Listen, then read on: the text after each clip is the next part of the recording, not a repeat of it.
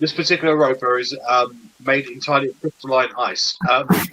As it moves, it crinkles and chinks with every single brief movement, and it has a far greater reach than most ropers do. You do see one thing odd about it, though. It has a quite nice looking battle axe embedded in the side of its head. Ooh. And Bellatrix, you're off. It's me. How far are we? This is the map is factual at the moment. It is 60 feet.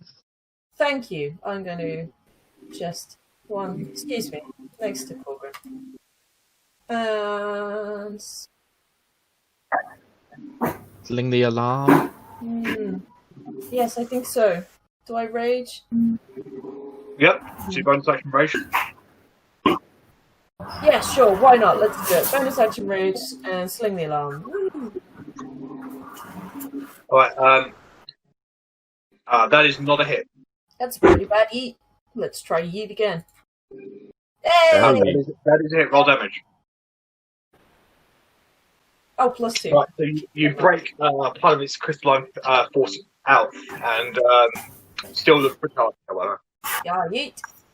All right. That brings us to Verity instead. Verity, I fucking don't know what you've got at the moment. Firebolt. Most likely thing. She's going to use Guiding Bolt at 2nd level.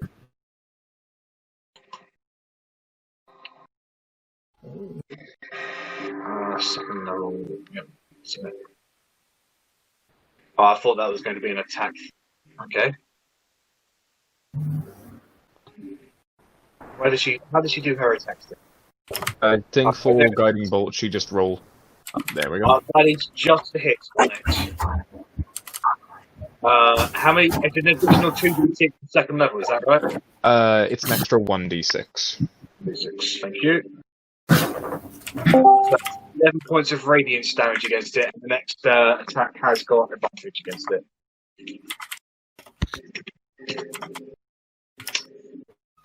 Bonus action Hunter's Mark. And I assume Squib, because I assume this is a monstrosity. That's a very good question, actually. Yes, it is monstrosity. Okay, so bonus action Hunter's Mark, fire my Squib, and that is not meant to be on there. Yeah, that is wrong. That is very wrong. It's at advantage anyway, so yeah, I will untick that, and then I will use Lucky. I will use Lucky to re-roll that. Okay. Oh, it's at advantage. I don't know. Can I re-roll that? Yep. Yeah, it's a 1. It's still a fail. So you hit it, but the arrow just smashed against the icy exterior. And that's your first attack. Okay, and then I'll go for Squib again. And fail again. Are you going to move anyway? I moved forward, but I think I will move there now. Okay, Korgrin, you're up. For flavor, hammer and chisel, spiritual weapon, 2nd level. Okay. Nice. Right in the face, so we will spell attack. With a miss. And bonus action, we will... not bonus action, main action, we will Sacred Flame. So dexterity saving throw, please. Okay, he's got a -1 to this. That's good to hear. That's a miss, that's a fail. Yeah, he fails. On polar ends of the dice for 9 points of damage. 9 points of radiant damage. Okay. Are you going to move anywhere? No, I'm comfortable where I am, thank you. Alright, Talion is going to rush forward. He's going to get to there. He's going to try and break the grapple on Rennas. So he's going to use his action to try and break the grapple on him. Thanks, Talion! Alright, so Talion needs to do an athletics check.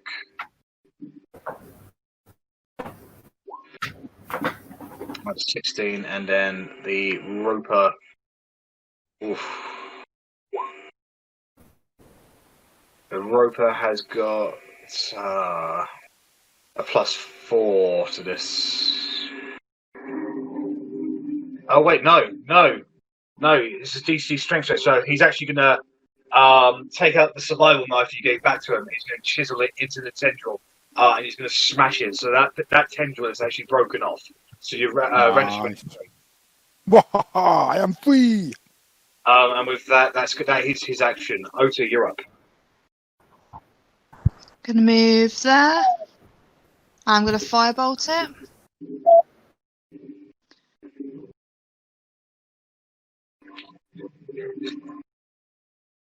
That is a miss. It impacts, but the cold energy just dissipates it almost instantly. I'm gonna move forward a bit more. Okay. Loic, right. Save line. You already know. I'll let you say it for me. That's a hit. Second one's a miss. I did not Verity. Could you roll that for me now?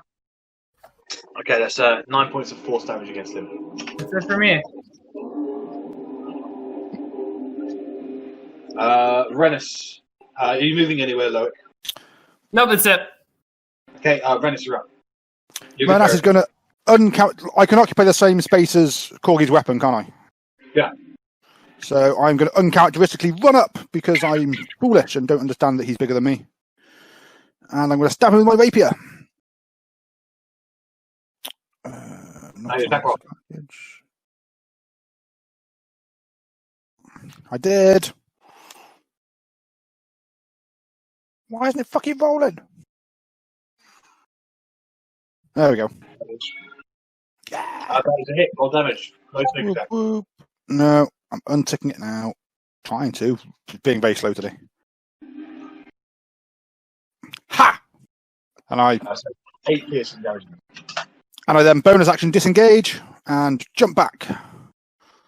Okay. Right, it's his turn. Okay. Next one. 4, 6, 6. Right, so he can make 4 attacks.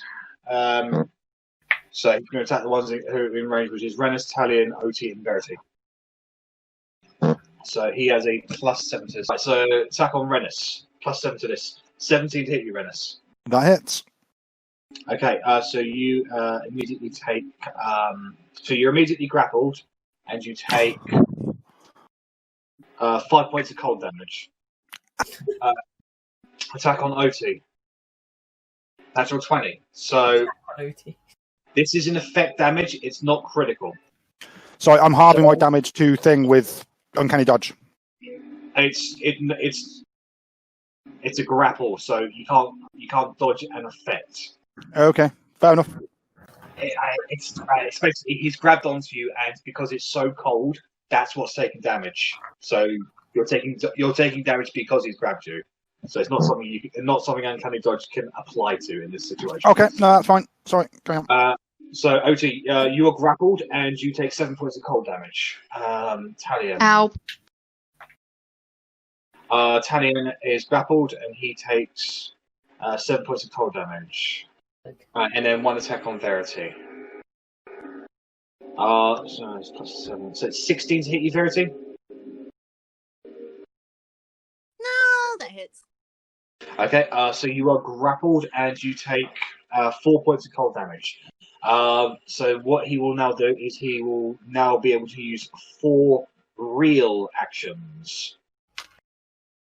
So all 4 people who are grappled by it are reeled towards him. So he's going to drag you all around him. Can I resist? No, because you are grappled. This is just part of his action. So he's grabbed you, he's pulled you inwards, and now you're being lifted off the air. So you're about 5-6 feet off the air at the moment, being held by his tendrils. And then, as part of that action, he gets to make 1 attack with his bite. He's going 1, 2, 3, 4. He's going to make a bite attack against Otti. That's a hit. And it's 48. Yeah. So, Otti, you take 13 points of cold damage. Thank you. Sorry, what do I plus to that? Sorry, +4 to that. So 17 points of cold damage. My apologies. And that's the end of his go. Bellatrix, you're up. Then I shall sling the alarm. Did I not? Okay. Where is it? There it is. Boom. Oh, That's a miss. of course. We'll try again. That is also a miss. Cha-ching! No impact. 10 out of 10. We'll miss again. Anything else you want to do? Nope. All right, Verity, you're up. So you're grappled at the moment. How far am I from his body? You're within 5 feet. Body. But don't have any in combat spells either. You can use your action to try and break the grapple. Oh, can I like? Poke him in the eye. Yeah, like I guess I'll try and wiggle out then. All right, can I get a strength check from you? The DC is 15. I'm not gonna make this. Not with that attitude, you will. A pulse of energy flows from you, shattering the tendril. You fall down to the ground. Do I have chance to run away then? If like, Yep, you can move. It will get the reaction on you. god damn, fudge nuggets! How many tentacles does he have? He regrows them every round, actually. Yeah, no, basically a replacement tendril comes out on his next turn. So right now he's got 5 tendrils because you broke one of them. And back. Hello. Can't see the grid on the map either. How far away was I when he grabbed me? You were about 40 feet away. You were about 40 feet away when he grabbed you. So I'm not even going to be able to run it. Ugh. Yeah. He's got extremely long reach. I'm going to use... Oh, I don't even use my stuff either because you've got more shit to do. Sorry, Verity. I'm just going to leave it at that then. Don't worry. All right. Arrabella, you're up. Okay. And you can all guess what I'm going to do. That's it. Second attack. Lucky again. Lucky. Yep. That's a hit. Roll damage. Thank God. It's 5, and your hunter's mark, so that's 7 points of damage against him. This one strikes him in the temple area. Part of the ice chinks off, and it is faltering a little. Looks like it's been damaged now. Okay, it is Korgrin's turn. Dexterity saving throw, please. -1, 14. He succeeds. I do nothing on my turn. I will take a step back. Actually, I'll take 2 steps back. The hammer swings at him, and flame erupts. However, the ice cold dissipates the flame, and the impact of the weapon doesn't really do any visible damage on him. Talion is... he is going to make 2 attacks at disadvantage because, well, you know, even if he drops it, he's not going to get away. So it's a miss on the first one, and critical miss on the second one. And that is the end of his turn. Because he's still grappled, he takes another 4 points of cold damage.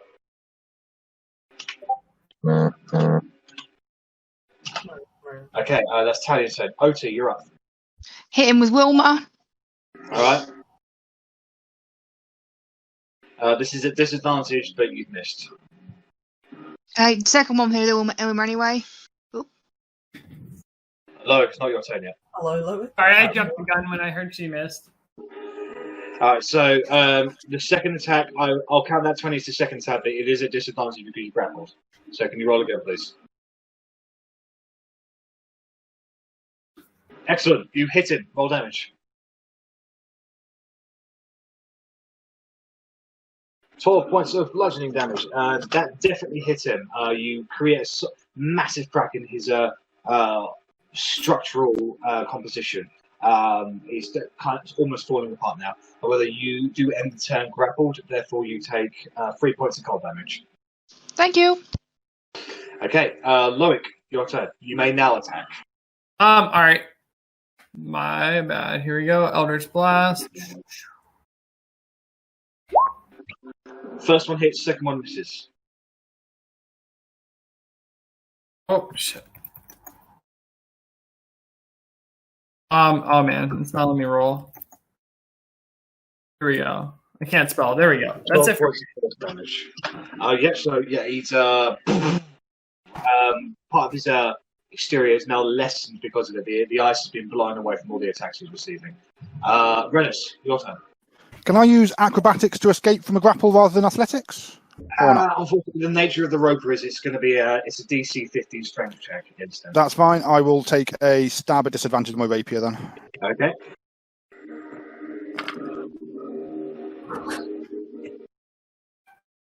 And when that completely and utterly fails, I will... You swing and miss.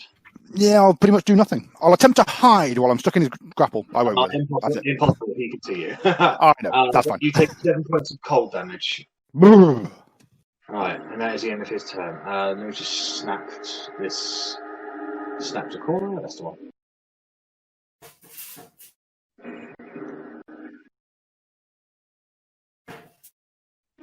Yeah, so Arrabella is in range. So another tendril comes out towards you, Arrabella. That's a hit. He can't. Just check something else. No, he can't get you, Bellatrix or Loic. So he will use the real function. So he's going to drag you 25 feet towards him, Arrabella. So it's 5, 10, 15, 20, 25. That's all you can get there. And then he's going to make a bite action against Talion. That's a hit. This is 48 plus 1. That's 22 points of cold damage against Talion. That hurt him. A bit of blood spurts out from his voice. However, that is the end of the Ice Roper's turn, so I'm going to go to the top of the round, which is Bellatrix again. Yeet. Where's my character sheet? There. Does a 15 hit? 15 is a miss, unfortunately. Okay, and then here we go again. Fuck, never mind. Okay. So, what were you doing? Are you doing a second attack against him? Yeah, that was my second attack. It missed. Oh, sorry, I didn't see the 11. My apologies. Yeah, so, however, no impact damage on him. You staying there? Yep. Okay, Verity, you're up. You're no longer grappled. Because I forgot to try and grapple you again, that's why. Disengage and get out! You squeeze. But even then, if I disengage and run, I'm only going to be able to get like 30 feet away. You can grapple me. You can. So annoying. I mean, you can risk. Like, did I not run away on my turn that you took for me? Because you can risk the reaction and be able to deal damage to him by getting away, like not getting the disadvantage, or you can do something that'll force him to do a saving throw. So you have options. I guess I'm going to Sacred Flame. Okay, that's a dexterity saving throw from him. Oh, shit, natural 20, he succeeds. Sorry, guys. Alright, are you going to move anywhere, Verity? Oh, fuck, I'll try running 30 feet back. Okay. He's going to make the reaction against you. Plus 7 on that, so that's a hit, isn't it? Yeah, that'll be a hit. Yeah, okay, so it's 48. That's 22 points of cold damage against you, Verity. However, you are free to move your entire movement. Alright, so Arrabella, you are being dragged towards the ice roper. Okay. I'm still gonna go with my standard. That is going to be a disadvantage because you are grappled. Yeah, that's fine. Okay, just a miss. Sorry. Just a miss. Oh, Yeah. he's too strong. And yeah, I'll go again. Okay. And a miss. That is also a miss. So you fire, but you're sliding too fast across the ground that you can't get proper aim, and the shots go wide. Yep, 5, 10, 15, 20, 25, 30. So you would get to there, Verity. Okay, so that's Arabella's turn. Korgrin, you're up. Dexterity saving throw, please. That's a fail. So we've And got hit with the spiritual weapon as well. total damage, 18 points of damage. 18 points of damage.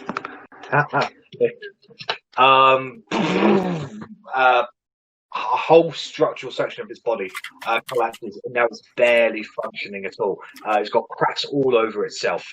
You could flick it, and it would die. Tadian is going to use his action to try and break the grapple.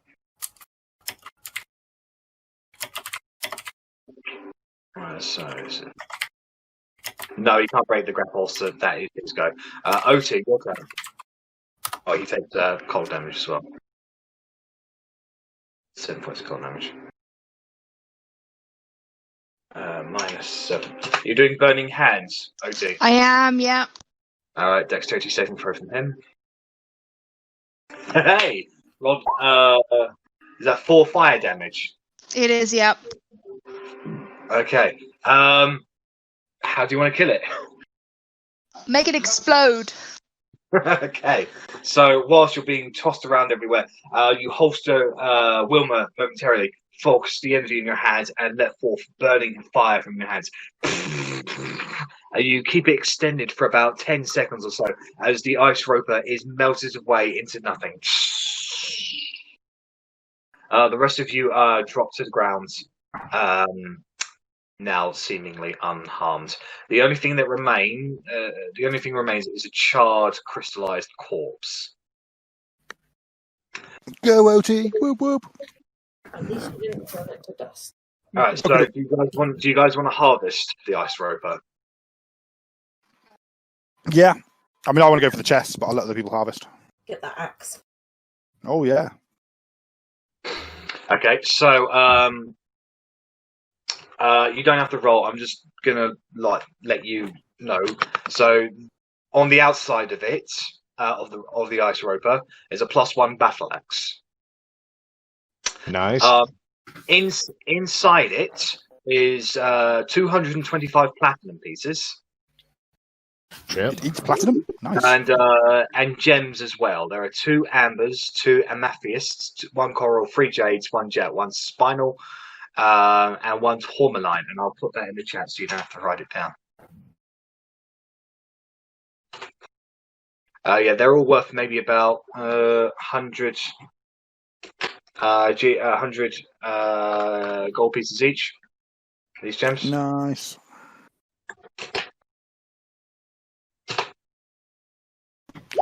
Thank you. Use them all as the Is bag everything holder. going in the bag? Yeah. There are also 3 magical items. I know I don't usually do this, but one of them is a staff of the adder.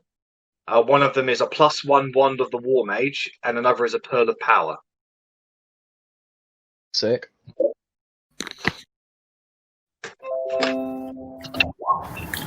So out of those 3 magical out of the 3 magical items in the battle axe, who's dividing what up where? None of them sound useful to me, so I'm happy to pass upon them. Okay. None of it sounds crazy useful right now if we just hold on. Pearl of Power? Pearl of Power is pretty handy. That requires attunement, though, but... Yeah. Should we just divvy it out after when we're out of the case? I'm happy with that. For now. Bag of holding for now. Can I quickly check these chests to make sure they're not all going to disappear as soon as I open one of them? Yes, you can. So as you go over to one of them, Rennas, you immediately hear some shifting noises to your right. You head over there, and there is something shambling, almost stuck in the ice, if it will. However, it seems to have seen you, and from doing that, it now summons the willpower to break out of the bound and start shambling towards you. It is a well-armored, half-orcish skeleton shambling towards you. The most immediate thing you'll notice is that Talion has gone ghost white from the eyes. The eyes are bulging. He's reacted to.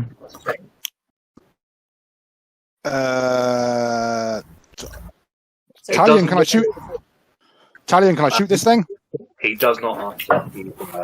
He's shocked at the moment. I rush forward and smack it with my warhammer. Okay, it is not difficult. It is just a simple skeleton. You smash it down with a warhammer, and it breaks down into a few pieces. It struggles a little bit, but then the necrotic energy leaves it. And make a comment about filthy undead. Talion will say, "Hold your tongue." He walks towards it with a bit of melancholy in his step, and he kneels down beside it, and he says, "You didn't stop fighting, did you? You crazy son of a bitch, Hud. I don't believe." I recognise that name. Isn't that from your books? Yeah, it is. Well, he has stopped fighting now, Talion. I'm like a million miles away, so I didn't hear that. I mean, I'm assuming the party is together at this point, so... I'm not a million miles away, I heard that. Yeah. So, I mean, I'll just put you guys... I'll basically just put everybody together, so... Okay. Shall I start yeeting chests open? We can get on our way. Midnight.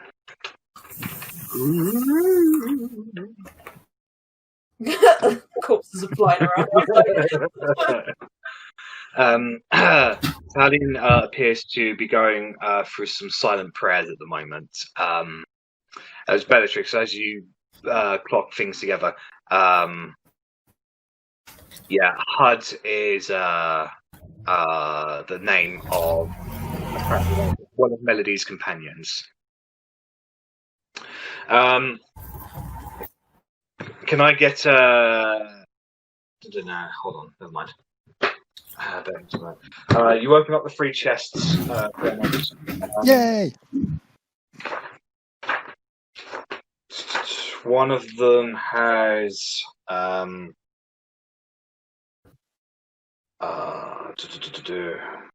sorry, my bad. One of them's got 140 gold pieces in it. One of them has got 70 gold pieces and 105 electrum pieces. One of them has 10 platinum pieces and 70 gold pieces. Question, is the battle axe dwarven, or is it just a regular battle axe? It's more orcish in nature. Then I do not want it. It was probably Hud's, I'm guessing. Probably. Talion confirms that battle axe did belong to Hud. And he gets he's a little disturbed from this. And he goes on to recount the story of how Hud was he's encountered this creature before, and he was afraid to run into it again. They did run into it previously, and it got Hud, and the rest of them had to escape. Hud essentially sacrificed himself so the rest of them could get away. And he doesn't want to talk too much about it because it's a sore memory for him. But effectively, Talion is mainly just sort of grievingly proud of his friends. The fact that Hud clearly did not give up fighting until the very end, considering his battle axe has been embedded in this creature this entire time. Would maybe Korgrin do a quick sacred flame on it and just put him to rest properly? I mean, if it's going to go anywhere, it would probably be better to take it to the orcs, and they can bury it their way. Okay, we can either pick it up on the way back, or we can tell the orcs where he is. Talion says that Hud died a long time ago, and he made his peace with it. The thing that you killed wasn't Hud. Sacred flame. With that, it burns to ash and ceases to be. I apologize for my rash decision in destroying his friend's skeletal form. At least he is now at rest. He's at peace. It wasn't the fact that you destroyed it, it was the fact that you insulted him. So. Yeah, they go hand in hand. Anyways, the party leaves this cave after Talion collects himself. Onwards! Begin heading upwards. So you pass a few orc corpses on the way that have been completely and utterly frozen in place. Like they clearly died of like hypothermia, and they were just left there effectively. Proceeding along through the caves. Ooh. There you go. You can hear a little bit of chatter coming up ahead. Pressing onwards, the thin, narrow corridor opens up into a much larger cavern that is completely and utterly covered with tents. Wow. A lot of tents. Ooh. There are a few creatures around here that are orcs, like full-blown orcs around here. They are immediately surprised by your coming, and they give you a wide berth. It's difficult to tell which ones are dead and which ones are just nesting in the cold, essentially. This is very much a defeated camp that they just haven't admitted it yet. As you guys proceed onwards, a few of the orcs come up to you and they ask basically who you are and where you came from. You have a few introductions, and they say the best thing for you to do is to speak to Grard Hawktooth. He is the leader. If you effectively want to complete with the Orbs, the person who would know most about that is Grard. As you guys have a brief walk around, it looks like there are certain areas of this particular cavern where they are gathering. They have stored bodies effectively. There are a few fires around that clearly have the remains of char-grilled meat on it. What kind of meat, you have no idea, but as you continue to move around the camp, you do see a number of bugbear corpses. And on one side of the camp, you see there's a part of the cave where you can clearly see a live bugbears. That, however, they clearly are prisoners here, and that's when you get the hints that the orcs are effectively eating the bugbears to stay alive. That is fucked up. I think to myself. As you walk past one of the caves, there is one of the bugbears in there. He does clock you. He looks a little bit more nastier and meanier than other bugbears you've seen before. However, he does look purely defeated. He does flag you down as if he wants to talk to you. But do you want to proceed with that? Oh, in chat? Yeah, I mean, I'll speak to him, I guess, but I don't think we're going to want to do any favours for him. He's presumably going to ask us to let him go, promise us various bits and bobs, but fuck him. We're here to see the orc leader. I don't think he's going to be too happy with us letting the bugbears go, so maybe just mug him off and leave him. Or just vote in chat if you want to go speak with the bugbears or not. Well, there are a couple of those orcs that are guarding them, but there are no bars on there. The bugbears are clearly not armed, and the orcs are, so that would suggest as to why the bugbears just don't walk out of there effectively, essentially.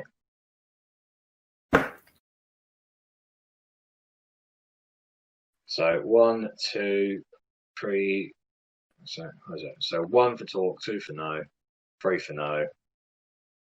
Yeah, happy days. So Mug him off. you ignore the bugbears and you proceed further onwards into the camp until eventually you come a little bit further down here. You see a couple of the Orgs. You introduce yourselves, and they are okay. They're hesitant and a bit hostile at first, but eventually they do bring forth Grad Hawktooth from inside his tent. As he comes out, you can see that he is very orcish in nature, but he has got extremely long bottom tusks, and now you can see why he is called Hawktooth. He's definitely enunciated from that. He comes out, and there's just my notes up.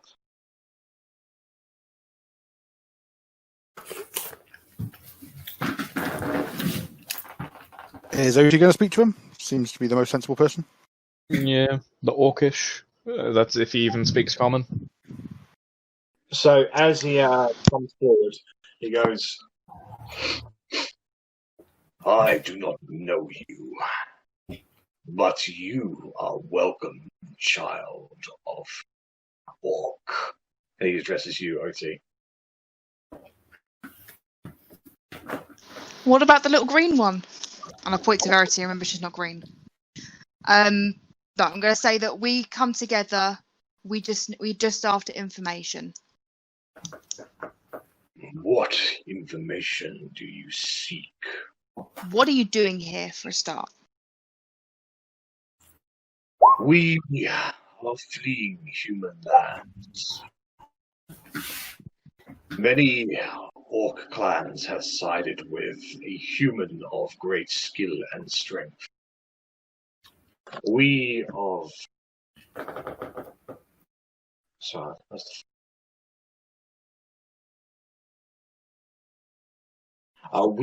Clan Bloodcraze seek no alliance with the humans.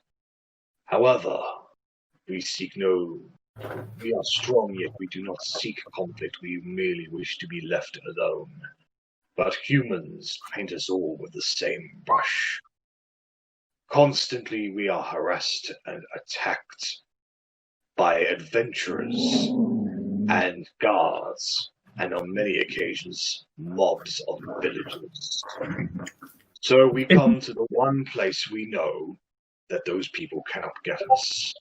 The tundras outside of the capital city. But we know that we will not survive such a trip. There is an artifact within this cave called the Eternal Flame. If we grab and secure said artifact, then we need not worry about the cold.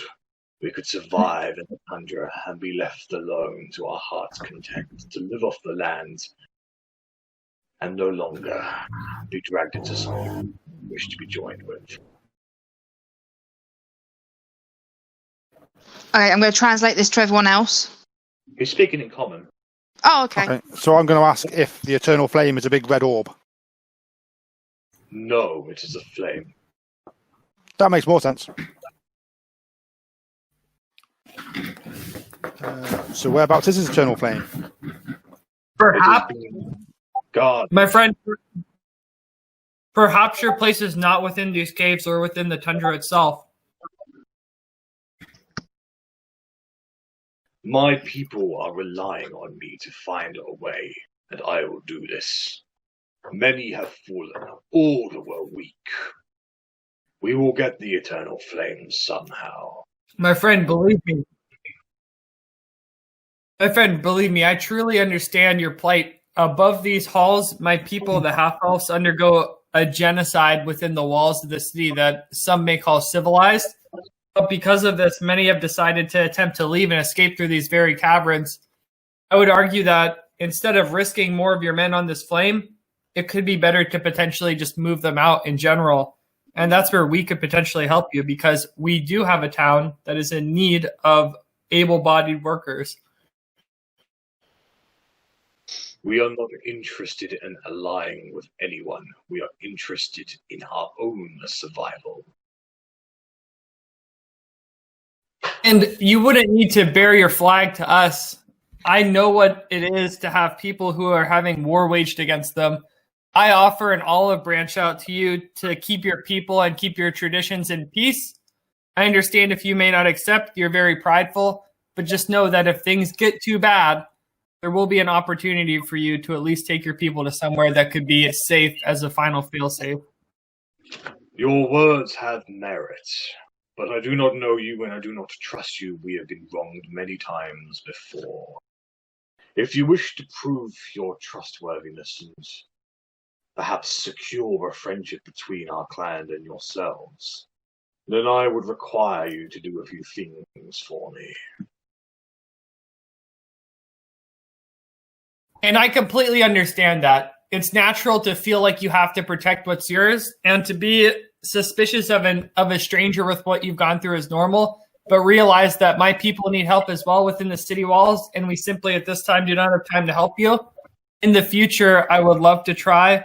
However, it just doesn't fit in the cards right now. But realize if you do need help, try to come find me. Well, we will not be leaving these caves until we are either all dead or we get the eternal flame. Understand.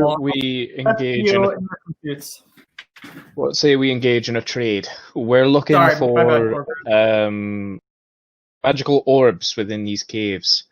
If you can point us in the direction of one that's perhaps you've crossed in your paths, we may be able to return at some point and help you secure.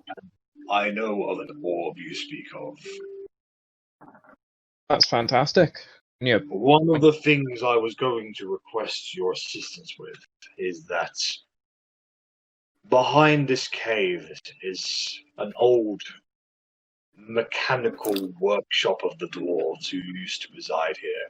Inside is a contraption that has gone completely berserk, and it seems to be powered by this orb you speak of. It is red in nature. In order for me to secure our backs and allow me to place more of my warriors in much more needed areas, I would ask that you deal with the Guardian of the Red. Well, then it seems we've got a mutual goal in mind. We'll happily do this for you and hopefully earn some of your trust. And hopefully we can, as I say, return on better grounds to aid you with the rest of your endeavour. Indeed. Well, if you do this, I have one more task that you may or may not do. It is entirely up to you. I have 8 warriors lost in these caves. If you find them, please send them back here, or at least tell me of their outcome. What happened to them? We found at least one that was killed by the aboleth that was stalking the caverns. I know not of what you speak. But some of us have heard strange whispers in these halls, but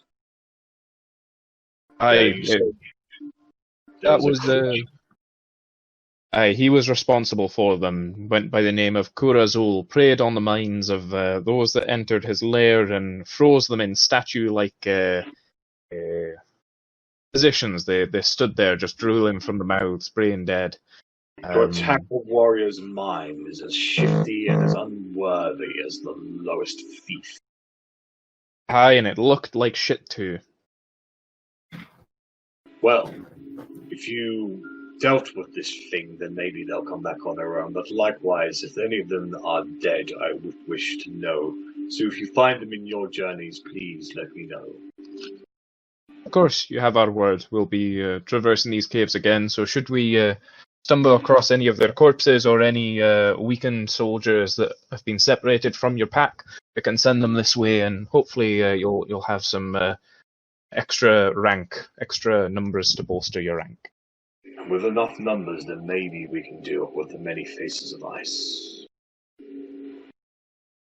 However, if you would like to stay in our camp as rest, I would ask that you deal with one of my requests. If you wish to proceed onwards into the caverns of the many faces of ice, then Well, I need to see your worth and your survivability. I would not wish to send capable soldiers such as yourself into needless death. But you have my leave and my permission to explore this camp and to proceed onwards into the lair of the Guardian of the Thread. And he pops out a few orders to some of the nearby orcs and orcs, who swiftly snap to attention and start passing the word around. Before you guys go, he does actually pull Otti aside, and he says, "You remind me of someone. Many years ago, there was a story of a half-orc who joined the humans. Despite all the discrimination that she faced, she rose into their ranks and became something of a hero. She did away with her orcish name and took on a new name. You looked very similar to what the tale described her. Are you familiar of such a thing?" No, I'm not. She was an adventurous young woman. Always brash, always violent on the uptake. But when she joined the humans, I heard that she learned a great deal of discipline and skill, and bore the name Eleanor.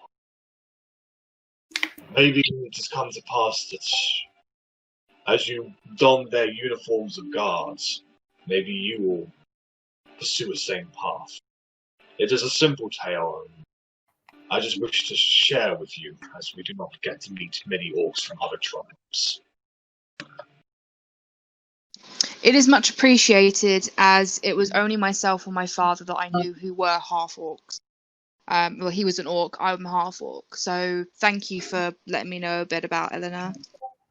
Of course. Just in the brief chit chat of getting the information of what you may be facing and stuff like that, and other, he does tell you a story of he recognizes Hud's great axe, and he Grud Hawktooth met Hud when he was a very young man, and recognized that particular great axe. So he's surprised to see it again. But it's just a story that he passes in tale. Anyways, so the party gets their stuff together, starts being prepared. Is there anything you guys want to do before heading onwards? I want to talk to the orc again real quick. Yeah, what do you want to say to him? I don't think we need to RP it for the sense of brevity, but if you just take a look in the chat and essentially what I've said, I want to just reiterate this to him. I'm not pressuring him, but I just want to spell it out very clearly what would be available to him if he decided to go with us, just so he's thinking about it. They've been wronged by the humans a lot, so it's not on the table for them now. Just putting the seeds in his brain in case it comes up later, but that's it for me. He's aware of the offer, I'll say that. There are healing code potions in camp, but they are not prepared to share them with strangers at the moment. Makes sense. Short rest instead. You can have a short rest. He will allow you to wander around the camp for an hour, effectively. Use your hit dice, people. Yeah. Jack, I missed whether you gave me cold damage or not. And when I looked back in the chat, you rolled a d20, but that seemed too high for... No, I must have accidentally rolled. What did I get on the cold damage? I'm just wondering if you rolled it or not, because I didn't quite hear it. And like I said, when I looked in the chat, it was a d20, but I assumed I would have got it because I was still grappled at the end of my turn. Oh, yes, that's right. Yeah, so I'll roll it now then. So you would have taken 3 points of cold damage, so not that bad. It's fine. Thank you for reminding me, though. It's no problem. I like to be sneaky every now and then, but I don't like to do it all the time. Okay, so you guys proceed upwards up here, where they're keeping their oxen. They're more interested in eating the bugbears before they're eating beasts who actually have worth for them. You go up to these two orcs there, and they receive word that you're coming, and they say, "Good luck in there. You proceed onwards into the next area.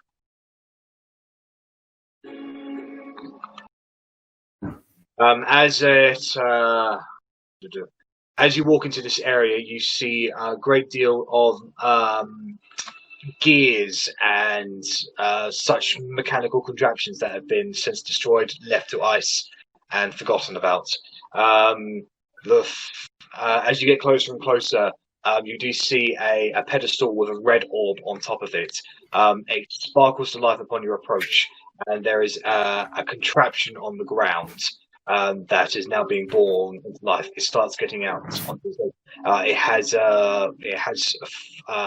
6 legs, 1 on each side, 2 pincers, and a large tail that scoops upwards over its head and spouts lightning. This is some form of mechanical scorpion. This is what the orcs have been calling the Guardians of the Red. As soon as you enter this area, it moves in to defend itself moves in to defend its charge. So can I get? Let me clear the thing first. Can I get people's initiatives, please?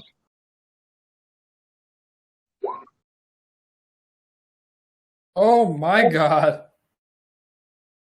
Oh my god.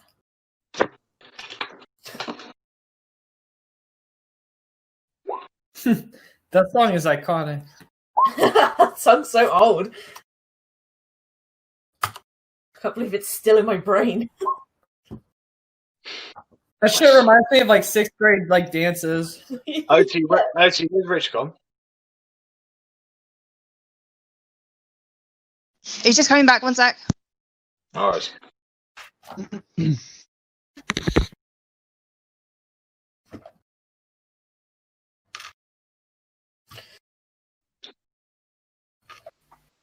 So yeah, mine should be 19. All right, then I'll mark that down. So where is? What's your dex?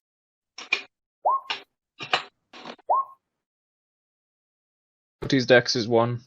Mine's 2. I go first. Show off. Dexterous. Where is it? But are you ambidextrous? I am of Bellatrix. I wonder.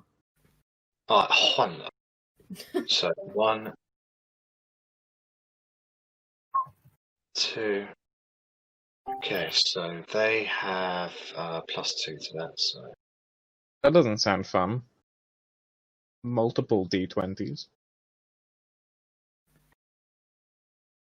Well, of course, we gotta fight the cogs. Liver, something up at the top. If the cogs grow legs, I am punting one. That thing. Oh, I can see. I don't know if that else yet. can. Okay. I think it's and then he because you're on gets the right. he gets no bonuses to that, so he is. Okay, so you can see that there are various energy contraptions around at different points of the cave that seems to be feeding this guardian. You get the sense that it's hitting him and may or may such haven't damaged it. I'm just going to give it to you because we don't have time. It will heal his wounds. They are breakable, so you can spend an action to attack these contraptions to prevent him from. It basically weakens him in the long run. That being said, we are going to go straight to the top of the round. 90 seconds per turn. Loic, off you go. Wow. I'm gonna smash this gear with my Eldritch Blast. What are you giving? What are you blasting? Gear. It's gear a miss. is the gear is not. The gear's just backgrounds. There's machinations like around the room. Here, Oh, I understand. like, Oh. At the back I'll hit this one down. All right. I'm Well, assuming anyway, they're both misses. what was your initial target? Was it the Guardian of Red? No, it's this little contraption right here to try to weaken him. Okay. Well, in any case, both attacks miss. So, did you want to move anywhere? I will move closer to the back, but that's it for me. All right. It brings us to Talion's turn, and Talion is going to rush off over here. He's going to take 2 shots at the Guardian of the Red. Hit and a miss. He's got resistance to this because Talion hasn't got his bow back, skill back, so he's just... actually, no, it is a magical bow. So, of course, it's going to do some fucking damage.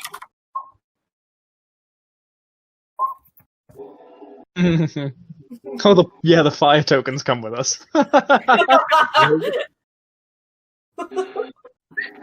Did it? Off we go. Down we go.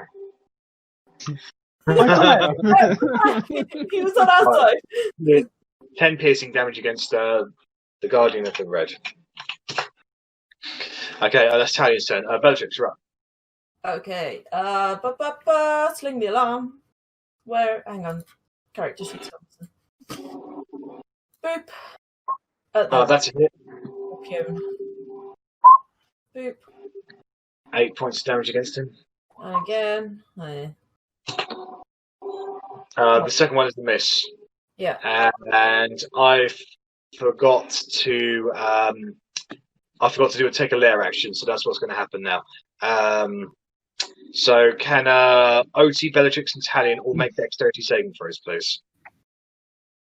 Yes. No. Fail from Talion.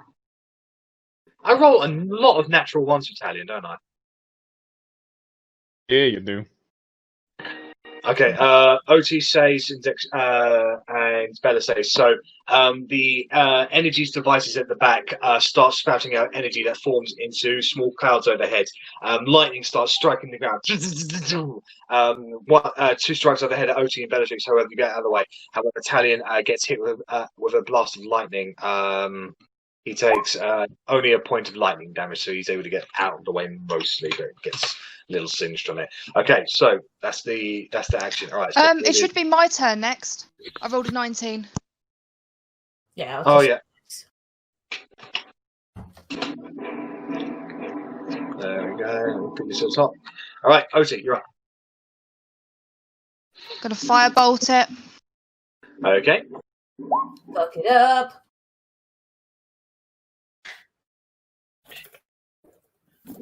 That is just a hit. Roll damage.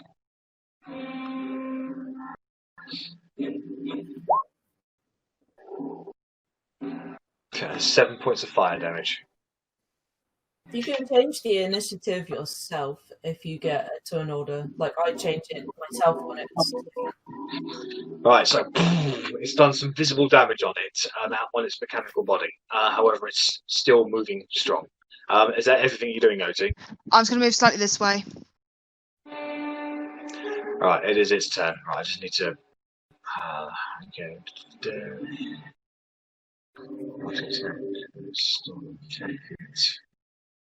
Alright, so it is going to come forward. What's its... Okay, so it is going to move this way, and it's going to climb onto the wall, and it's going to attack you sideways on the wall, Otti. Alright, so there'll be 3 attacks against you, 2 with its claw, 1 with its sting.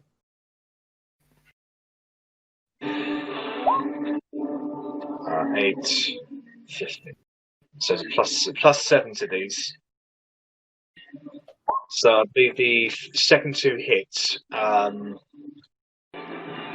The 15 is for the first one. A 15 doesn't, but a. But the rest 20... of them do. So one claw attack and 1 sting attack. Okay, so you are grappled from the claw, and you take plus 4 on that. You take 6 points of bludgeoning damage, and then you take as you get hit with a sting. Right, so you take 11 plus 4. So you take 15 points of piercing damage plus 1 point of lightning damage. Okay. Sorry, no, my apologies. You take 5 points of piercing damage and 11 points of lightning damage. It's the other way around. My apologies. And that is going to be its go. So, next up, where's the turn order? Korgrin, you're up. Eat.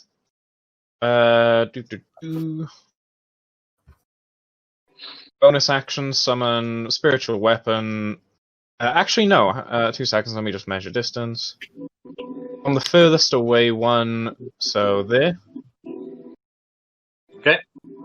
And swing at the machination, the contraption. Okay, no problem. Make an attack roll, please. Ugh. Let me just check their AC, sorry.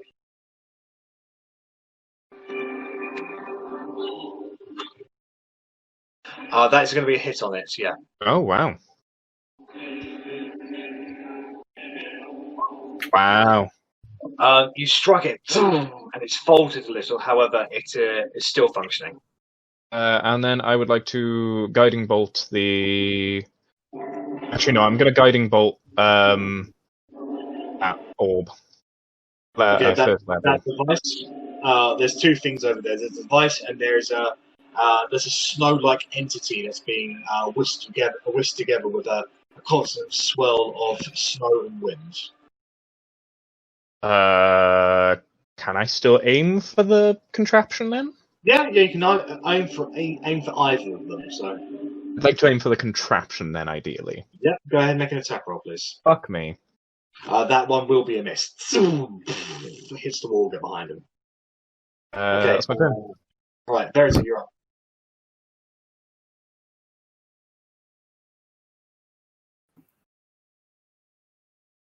Verity? Shouldn't it be Rennas because he has a higher dex? Oh yeah, my apologies. It should, to be fair. That's fine. Rennas, you're up. Okay, so I am going to leg it straight up to that contraption up there, using my bonus action to dash. Or I'm trying to, if the map will let me. Yep. I'm running up to the cog. I'm 5 feet short of it. Alright. So you get to there? And I'm just going to take a shot with my bow. Not who quite you that close. That thing. God damn it, why don't we just... Right, The 5 feet. contraption or the snow entity? I can... right, there's no entity on the contraption. Yeah. Right, okay. I will shoot the contraption. Okay, make an attack roll, please.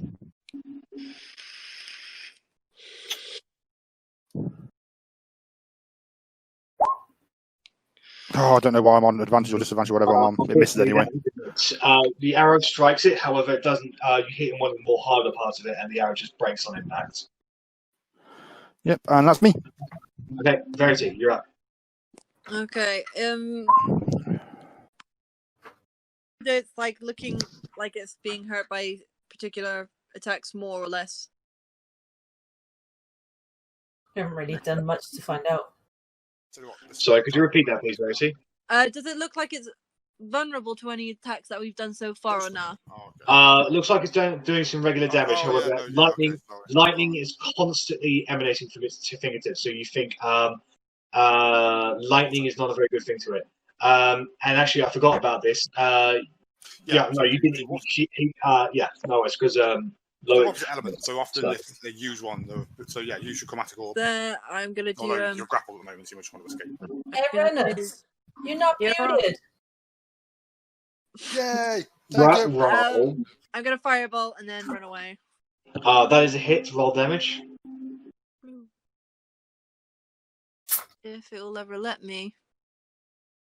If you want to move on to the next turn, then it'll roll damage eventually. So that'll be Arrabella. You're up next. Okay, so I'm gonna try and fan out from people if I can. Yep. I can only move 25 feet. Don't really want to get too close to that, but if I go back there, it's a bit further away from everyone. Alright. And the only thing I can see is it, so I'm gonna go at it, and I assume with. All right then. It is a construct, so yeah, you'll have to. Lucky. And up. Well, again, that's 3. That is 3 in the space of an hour. Yep. That is a miss. Twing! Just bounces off the metal carapace. Second attack. Second one's a hit. Roll damage. You didn't do Hunter's Mark, did you? Okay. No Hunter's Mark. 4 basic damage against it. So 2. So as you hit it, it doesn't. Although, look could like I bonus action it? Because is it still within the? I think I can hold it for an hour. It's been over an hour since your fight with the roper. That's fine. Okay. Okay. So yeah, as you strike it, you don't feel. You didn't do a lot of damage, but you feel as if your normal attack just didn't do as much damage as you thought it would. It seems to be resistance against non-magical attacks. Right, it is the entity's turn. This one is coming out for you, Rennas. And it's going to go for the life drain attack against you. It has a +4 on this. How lewd? That's a hit. Yeah. Okay, so you take 11 points of cold damage. And can you make a Constitution saving throw, please? I can, but I'm going to half that to 5 with my uncanny dodge. Okay. And Constitution. That's a fail. Imagine my shock. Your maximum hit points has been reduced by 5 until the next short or long rest. Oh, fucking awesome. Thank you. So they have 50 feet of flying movement. So 5, 10, 15, 20, 25, 30, 35, 40, 45, 50. 1 attack against you, Korgrin. 21 to hit. Meets it, beats it. Okay, so you take 13 points of cold damage, and can you make a Constitution saving throw, please? You save. You feel the effect of it's trying to drain your life force from you, and you throw it off. No. 5, 10, 15, 20, 25, 30, 35, 40, 45, 50. 5, 10, 15, 20, 25, 30, 35, 40, 45, 50. That's the end of their turn. Top of the round, Loic. Now I'm gonna roll out from behind the wall and attack the crab creature with the Eldritch Blast. No right. So make the attack roll. 2 misses. However, they go wide. I'm going back behind the wall. That's it for me. Alright then, it is Talion's turn. Talion is... Thanks for your contribution. Up. I'm trying, man. Sees that. He's going to attack the snow maiden in front of you, Rennas. Yay. Talion's always looking out for me, that guy. He's a solid bloke. That's 2 hits, I believe. Yeah, 2 hits. So she takes 20 points of magical piercing damage. She's barely standing. Her form is shifting and collapsing in on itself. If only did extra 2 points of damage.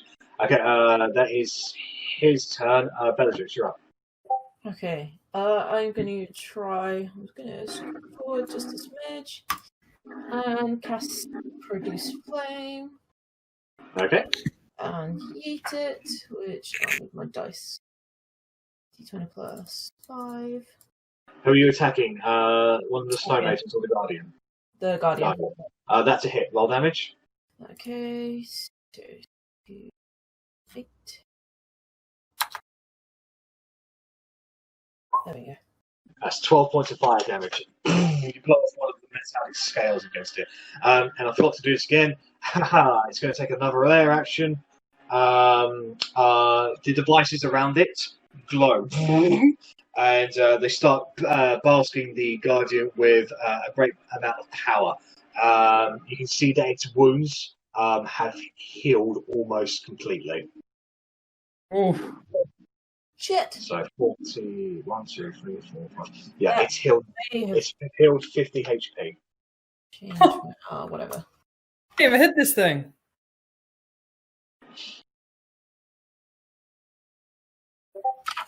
Well, it was 19. Oh, no. Oh, that's why it's 18. Never mind. Okay. Yeah, okay, sorry, my apologies about that. Alright, Otti, your turn. I'm going to attack it with the battle axe. Oh, sorry, Bella, you only did one attack roll. Did you want to do another one? It was a spell, so... Oh, yeah, no worries. Alright then, Otti, you're up then. So you're going to attack at the battle axe. You are grappled, so it'll be a disadvantage. Ah! Oh! Disadvantage. The second one's a miss, unfortunately. God damn it. You do have a second I'm attack. going to do it. Yeah, I'm going to do it again. Natural one. You're shaking around too much that the axe slips from your fingers and falls down to the ground. Oh. Is there anything else you'd like to do, Otti? Cry. No, be really annoyed. It took her the entire campaign to remember to bond weapons, and then she switched fucking weapons and she dropped it again. She can't drop Wilma now, but she can drop the battle axe, obviously. Oh, yeah. Yep. Alright, so this one's moving over. So it's going to be another attack against you, Korgrin.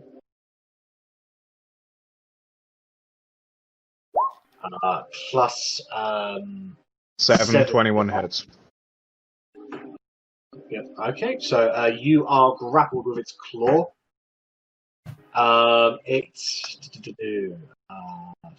Sorry, what the fuck's the damage? Come on, man. 1d12 plus 4. Right, so you take 12 points of bludgeoning damage. And you are grappled by the Guardian, so... Which I reduced by 3, so 5. No worries.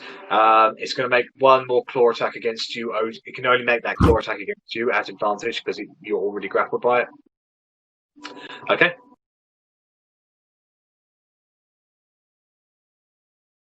Rolling the dice. 11. 22 plus 4. So that's 26 points of damage against you, Otti. And then it's going to use its last of its movements to scuttle across the floor towards Bellatrix, and it's going to make a stinger attack against you. That's a hit. So it's 3d10 plus 4 the first one. How much? So that is 14 points of piercing damage plus 18 points of lightning damage against you. Okay. So you can reduce, since you're raging, you can reduce the 14 by half. Down to 7, so minus 7, and then... And then 18 points of lightning damage. Well, fuck me. Alright, that's the end of its turn. Korgrin, you're up. Since I'm grappled anyway, I'd like to cast Spirit Guardians. Okie dokie. What was the ruling that was made on this? I forgot, sorry. I think it was the turn that it's there, and then it's on its turn. Yeah. So like it's once per initiative round, basically. So it's not on my turn, it's on its turn, because it's had its turn, it's on my turn. No worries. Okay, so the damage will come on its turn. Is that alright? Yeah, that's fine. What I'll do then, anyway, is bonus action swing with my spiritual weapon. What's the radius on it? It's 30 feet, right? 15.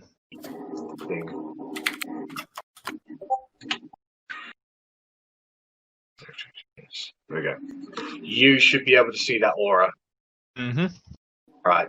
Okay, no worries. Make the ranged spell attack, please, against the contraption.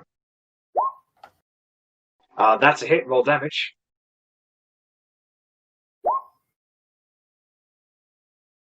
And with that, you break the contraption. Then I'd also like to move it 20 feet towards whichever the next contraption is. There's one by me, so you should be able to move through walls, I think, so you can just go straight through. I don't know actually, but either way. No, spiritual weapon cannot go for walls. Not a ghost. So 5, 10, 15, 20. So you can get there. Fantastic. That's my turn. Okay. Right, Rennas, you're up. Okay, Rennas is going to take a slash at the weird thing with his magical +1 dagger, kindly donated by Arri. No worries, mate. Attack roll. He's going to miss, as per fucking usual. That is a miss, unfortunately. He's going to bonus action disengage. Yep. And he's going to leg it. 1, 2, 3, 4, 5, 6 to there, and that's my turn. Okay, Verity, you're up. Hey, the blue things, what are they? Are they the contraptions? No, the blue things are snow maidens that seem to be guarding the contraptions themselves. The blue triangles. Blue triangles. I can't see blue triangles. Oh, They're far away from us. You've run away too much. Oh, okay. I was gonna around here between these two snow maidens. I don't know if it's showing. That should be enough to get everything in that area in a fireball. Yes, it definitely would be. So I'm going to fireball there, please. All right, so it's 3 dexterity saving first. Nice. DCs. Yeah, no, you can just get the back of the Guardian, avoiding Korgrin and Otti. Yeah, I already measured that. Also, after his dexterity save, don't announce anything because I might bend luck if I can. Yes. That's his dex save. Where is it? 9. You don't know what his pluses are. What's your DC? My DC is 14. I'm gonna leave it. He's probably got like. Okay. He's got no bonuses to it. So that's a straight up 9, so he fails. Now for the Snow Maidens.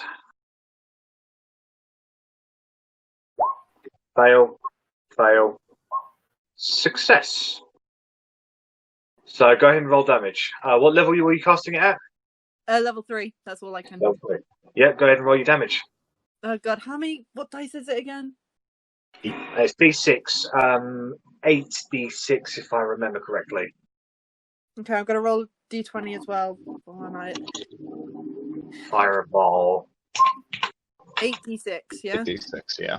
Yeah, 8d6. I'm so surprised I remember it's that. just my computer's being so slow. And we got wild. Fuck my life. I forgot that your thing went up to 4 now instead of just 1, 2, 3. Oh, yeah. No, Did it not go the thing of insanity? That was part of the insanity. It's gone back down to 3. Okay. Right. Well, look at them with Steve.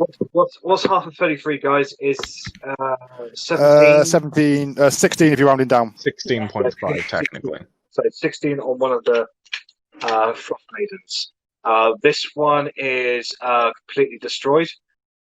This one is also completely destroyed. Yeah. He takes 33 points of fire damage. Part of his body is blown off from him. He's taken some real damage from that, but it's still functioning. Arri, you're up. Okay, so I'm going to move forward 25 feet to be next to Talion. Yep. And I'm going to aim for the contraption. Is that the one by the spiritual weapon? Yeah. Okay, go ahead and make the attack roll. I will get my use out of spiritual weapon if I have to move it 20 feet a turn. That's a hit. Roll damage. Yep. Okay, it's barely functioning, but it's still up. Can I Horde Breaker on the Ice Maiden? Yes, you can. I haven't used this in so long. That's a thing I haven't heard in such a long time. That's a hit. You don't have to roll damage in 2 hit points. It is destroyed from that. Even with the. Sorry, I've gone. There we go. Yeah, that was on the Snow Maiden, the second thing. Yeah, Horde Breaker. Yeah. Okay, cool. Yeah. It's dead, and then I will use my second attack on the contraption. Okay. That's a hit. Roll damage. You destroyed this one as well. Nice. Alright. Sorry, I'm on the fucking wrong layer again. I always put myself in the wrong layer. Why do I do this to me?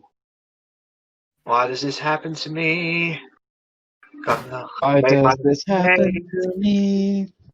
I've made my mistakes. Got nowhere to run. I wish I stayed at home playing no Call of Duty. This is so not cash money. And the monkey's got a gun. Alright, so the final Snow Maiden is going to drift over to you, Arrabella. It's going to make the attack roll against you. That's a hit. Shield. I need to fucking hide my shit against you. I didn't see that. It didn't come through to me. I just heard you say hit, and shield only activates if I'm actually hit, or if it's magical. So that brings it to 21, right? It does. Plus 4 on that, so 22. It's going to be a hit then. It's still a hit. So you have expended the spell slots. I'll say that. That's fine. I will get rid of that now. It goes until your next turn. If anything else attacks you. Yeah. Yeah, your AC remains. So you take 12 points of cold damage, and can I get you to make a Constitution saving throw, please? Yeah. I wish I could do 2 reactions. You say you do not. The effect of your HP being drained away does not take effect. Okay, that's its turn. Loic, you're up. Oh, I lost everyone. Oh, I'm gonna move. That crowd's getting closer. I'm gonna hit it though. Okay, you will get it eventually, I'm sure. Get it on the floor. Alright, there's 2 hits. Roll damage. I'm just rolling the damage, both at the same time, just to save time. Okay. So that's 18 points of force damage. So you, and once it impacts on the carapace of this metallic guardian, it seems to have absolutely no effect whatsoever. It appears to be immune to force damage. Oh, the thing I said I didn't want to happen. Oh no! I'm just gonna get behind the wall. God damn it! And that's it. All right. Okay. Tally is going to take a shot at the Snow Maiden next to you, Arri. So he's going to shoot over your head. It's a hit. 6 piercing. That's exactly her HP. She's destroyed from that shot. He's going to rush over to here, and he's going to take his final shot against the Guardian. That is just a hit. The 10 piercing damage against him. All right, that's his turn. So at the end of his turn, it is going to be their lair action is going to happen. Can I have Loic, Verity, and Arrabella make dexterity saving throws, please? Fail. Let me see what my result is before. I'm gonna add my D10. Okay, sure. All right, so you succeed. So you avoid a lightning blast from above you, Loic. However, Arrabella and Verity are struck. You only take 1 point of lightning damage each. Oh wow! Glad I just wasted. No, the good use of the D10, Loic. Okay, Bellatrix, you're up. So you have the creature right in front of you. Oh, he's right up on me. Oh, it's your raging, so we should get advantage now. Correct. Yes. I guess. Hello, doggo. Hello, doggo. It looks so confused. I love him so much. I guess, seeing as I'm this close, I'm gonna have to glaive. Alrighty then. Yeah, I can't really get out of it either. Let's do it. What else? Natural 20. That's a lot of damage. Wow. Right, let's do it. Wow. That's more than it. 1. Right. Roll your damage. Plus strength. Plus, there we go. Oh! 2 plus 7. So that's only going to be 9 points of damage against him, unfortunately. And it is in fact half because yours is not a magical weapon, so that is going to be only 4 points of damage against him. That's your first attack. Yes, it is. I'll try again. Wow. All right, go ahead and roll damage. Okay. Yeah, sure. It's going to be hard. So 16 plus 7. 3, 4, 5, 7. 23 and half that to 11. So that's going to be another 11 points of damage against him. Okay, third attack. Bellatrix, you're doing your third attack against him? With the back? Yeah. Give me a sec. Okay. 1d20. Yes, I will. Is it the same? Oh, actually, it is. Can you get the third nat 20 in a row? No, but it's 22. That is still a hit, though. Roll damage. 1d4 plus 7 still.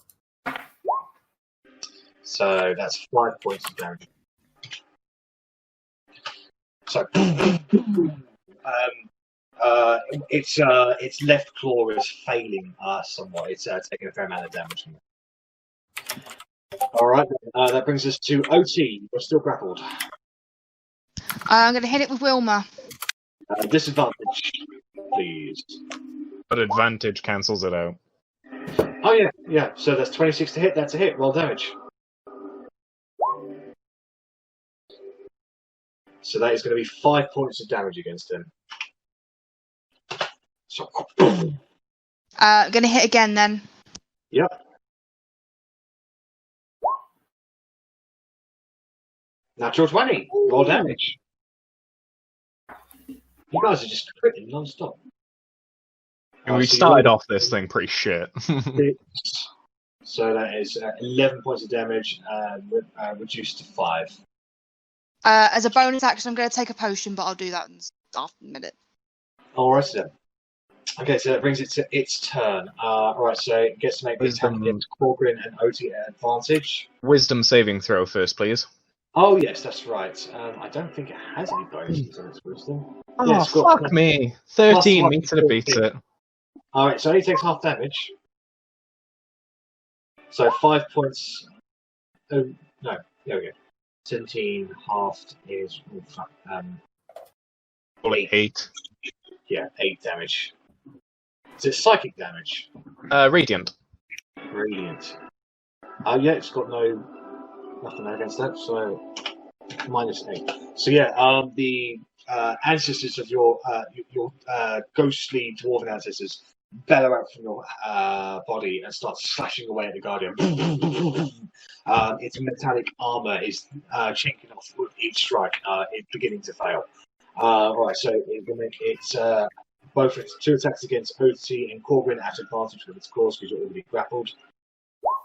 So Korgrin, that's a miss. Otti, natural 20. 1, 12, 4, 9, 18. 20, another 22 points of damage against Otti.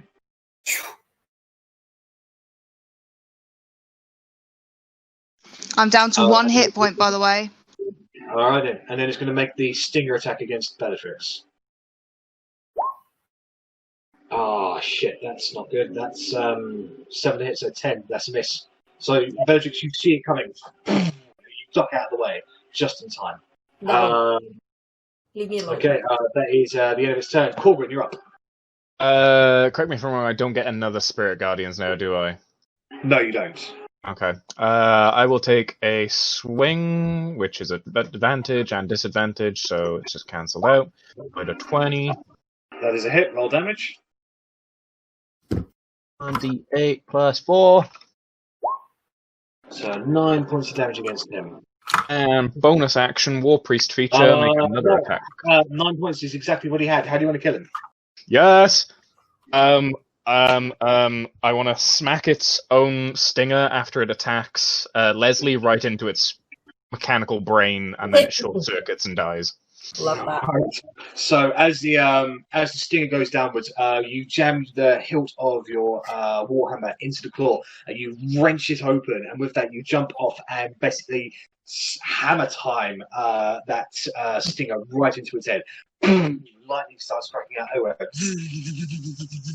The thing starts screeching a mechanical yell. Falls down to the ground and ceases to move. Yeah. With that, the other two remaining contraptions wither, break, and are destroyed. Benissimo. Okay. Nice. Well done, guys. Well, I did nothing that entire fight, so you're welcome. You took damage for us. You were a tank. That's what rogues truly excel at. Sponging damage. Definitely. I'm really healthy right now. Tallinn comes by you and basically just gives you like a clap on the shoulders, sort of like a well done sort of thing. I think Verity should be approaching the orb. Yeah, I was going to ask, does the person that broke the original orb need to break all orbs, or is it just a... No. We don't know. Maybe Corky had this one, seeing he got the kill. Who wants to approach this orb? There is no visible, there's no gravity affecting on this one. There's no pulse, no nothing. Those of you who draw close to it, you swear you hear whispers coming from it, to be honest. I mean, I'm right next to it. I may as well approach it. Save in case, again, Corky. Yeah, I'm approaching it anyway.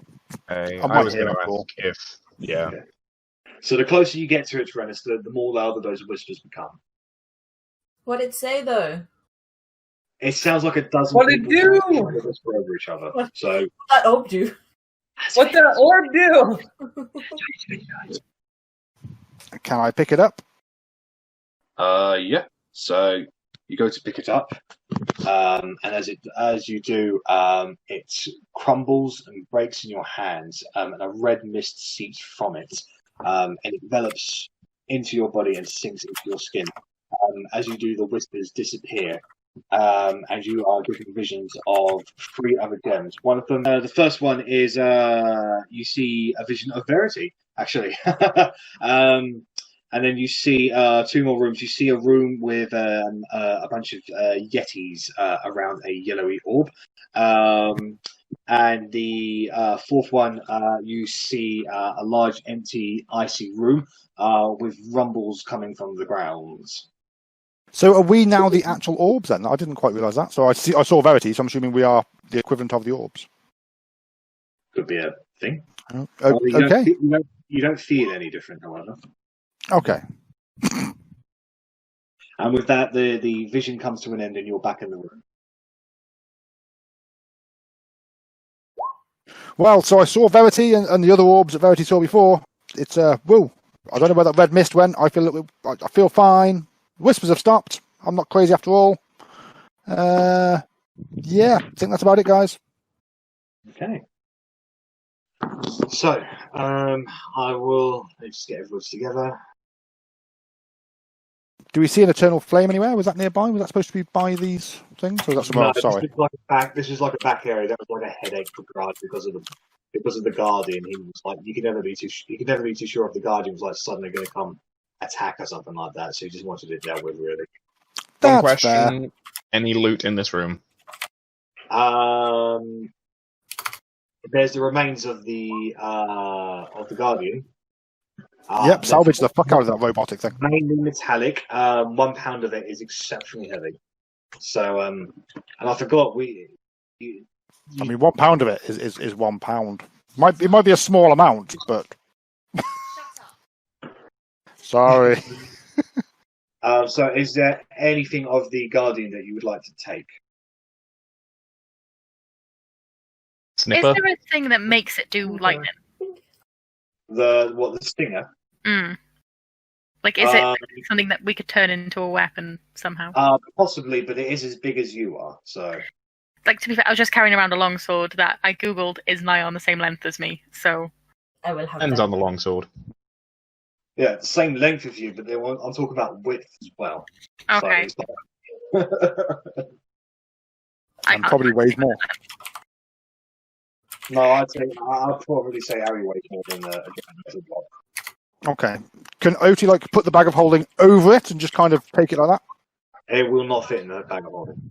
Damn it. Drag the bag of holding across the floor with the stinger in it.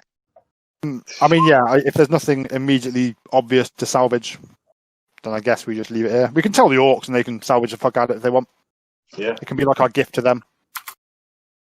Okay, so so the party goes back into the orc camp, and you return to Grad.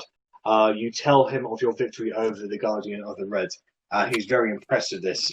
Because of this, he will now allow you to effectively have long rests within the camp, and there is a trader in there who sells goods. So if you want to pick up supplies from him, you can do so. Healing potion? Yep. So, as many healing potions as the guy has. So accessible to you guys, there are free healing potions, and they will sell them to you for standard PHB prices. Jack. Yeah. I want to go to the head orc again. Yeah. So you are with Brad. Yeah. I want to pull out my map and show him where the villages we're talking about. Just telling him I understand if he's hesitant to go at first. But if he does decide to go, especially if he's in a crisis, tell him that we sent him and I give him all our names. And I just basically let him know the location. He will make note of that, but he also assures you that he doesn't intend to bring his clan around that area again ever. You never know what the future holds, just in case. And then bid him farewell. No, he's aware. It's just that other orcs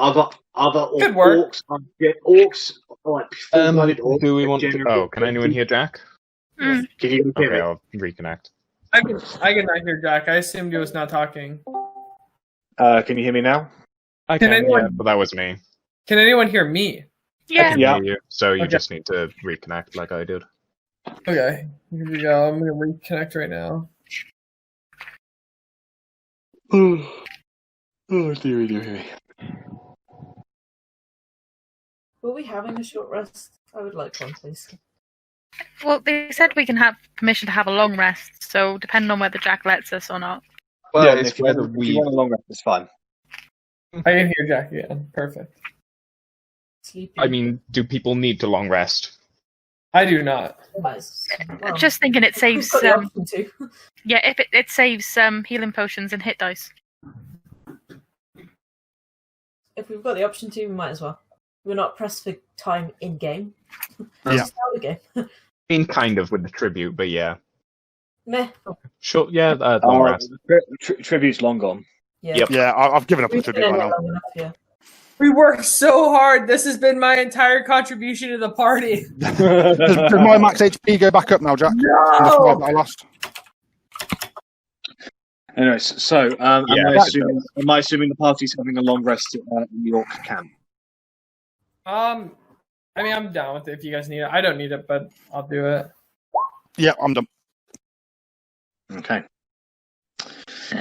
All right then. So with that, there is a way. If I just no fucking, I thought I had everybody there. Obviously, I don't.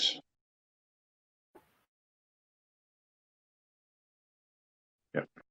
So over here, heading right. If you were to turn right, that will take you. That's like the most direct route back. However, the Orbs there will not let you pass without Grad's permission, because this is the way to the many faces of ice.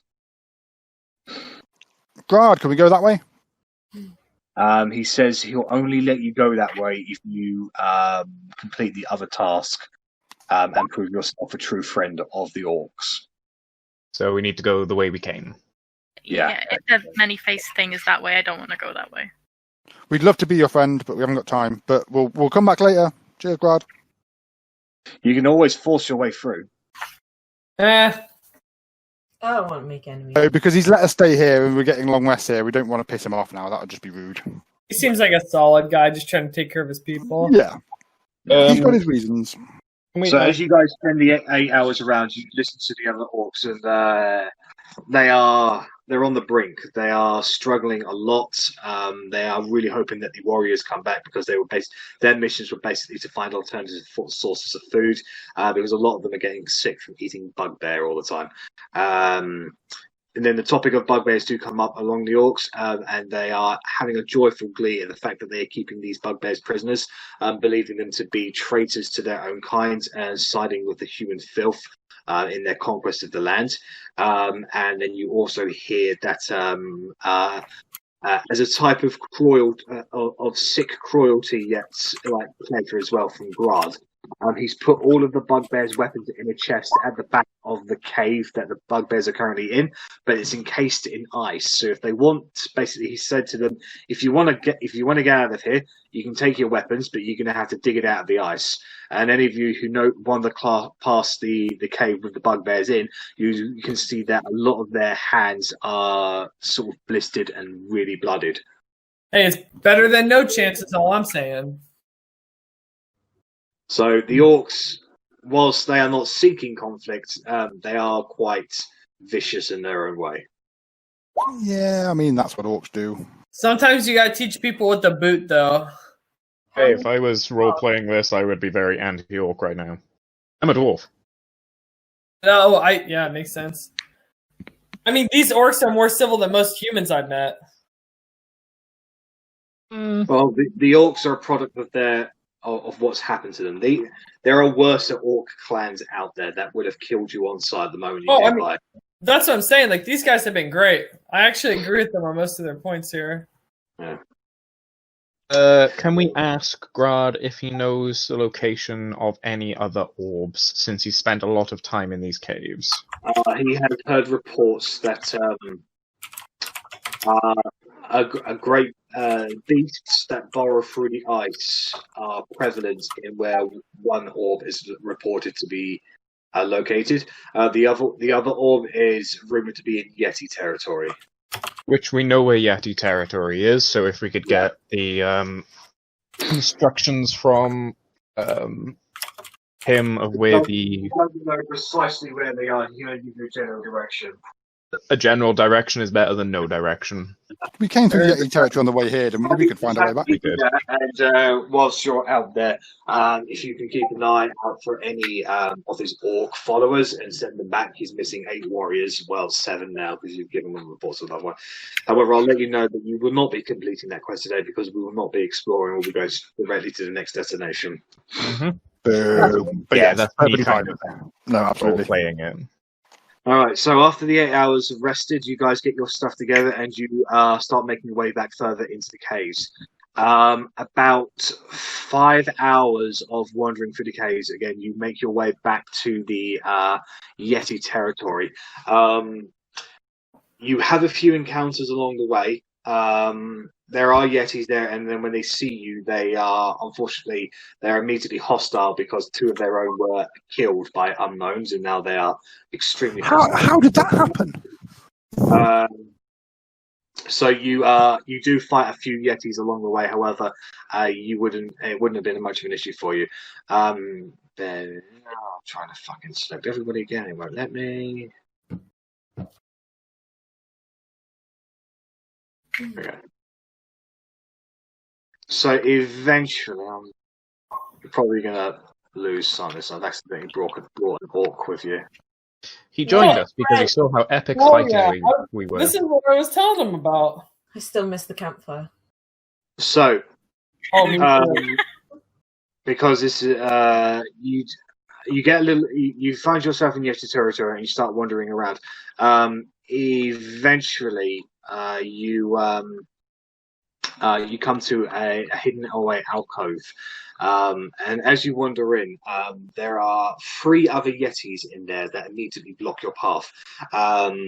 They start speaking to you in a strange language when a much older, wiser-looking Yeti basically beckons them forth. This thing is very, very large. It's sitting down at the moment. It's much bigger than the other Yetis. And he seems to be able to speak a form of broken common. But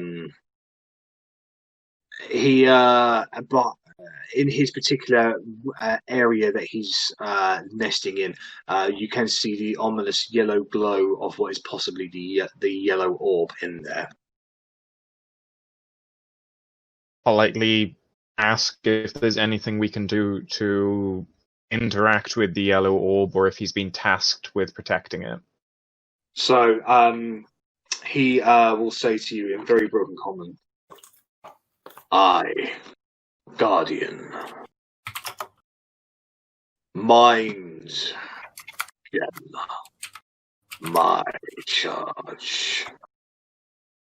Oh, it's the boot for him. Hashul, they call me. What was that? Sorry, Loic was talking. Apologies. He says his name is Hashul.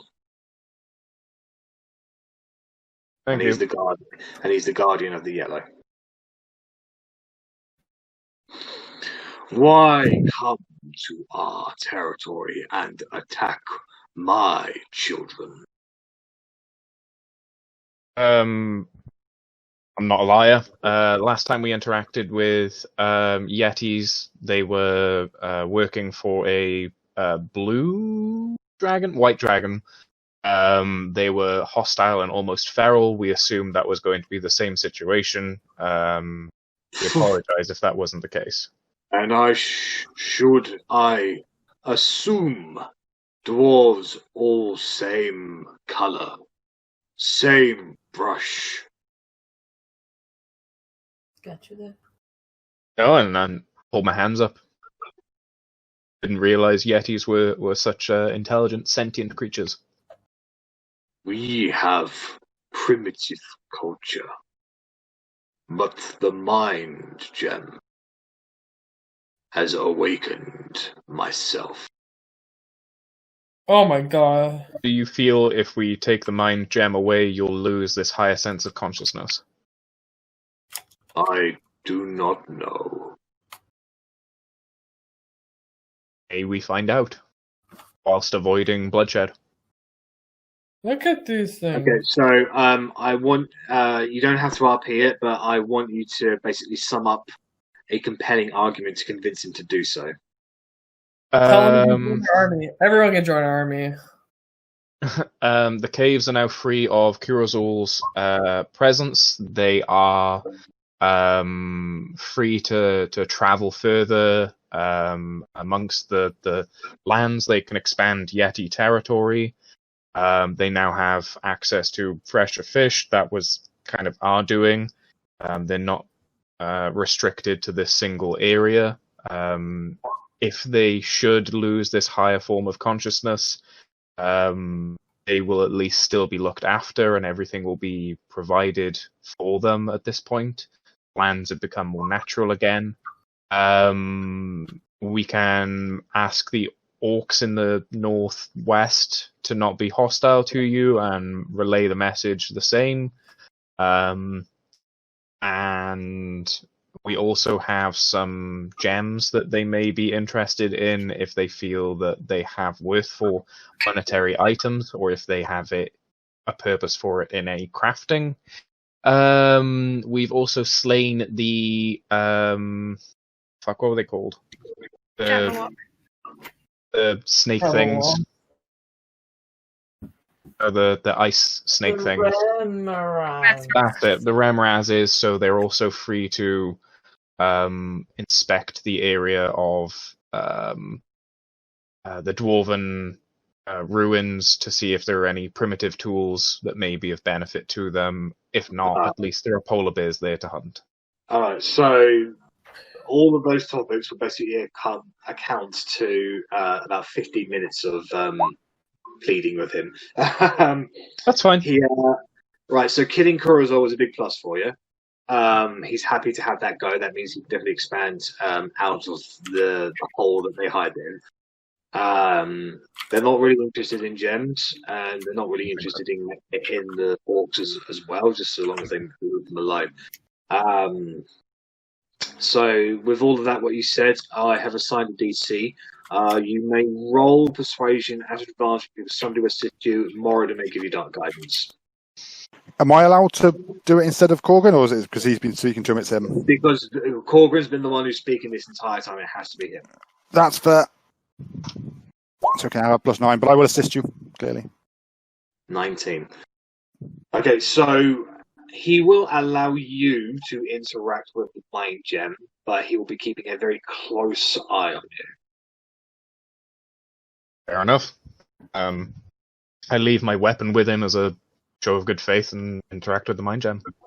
Okay, so as you get closer and closer, you feel smarter by getting to it. Like things you never got before are you just get them now. Like advanced maths, ancient languages where the words just didn't make any sense. You even sort of like kind of have an understanding of Yeti culture for a brief moment. You just get it all. You're just smart. Everything makes sense, man.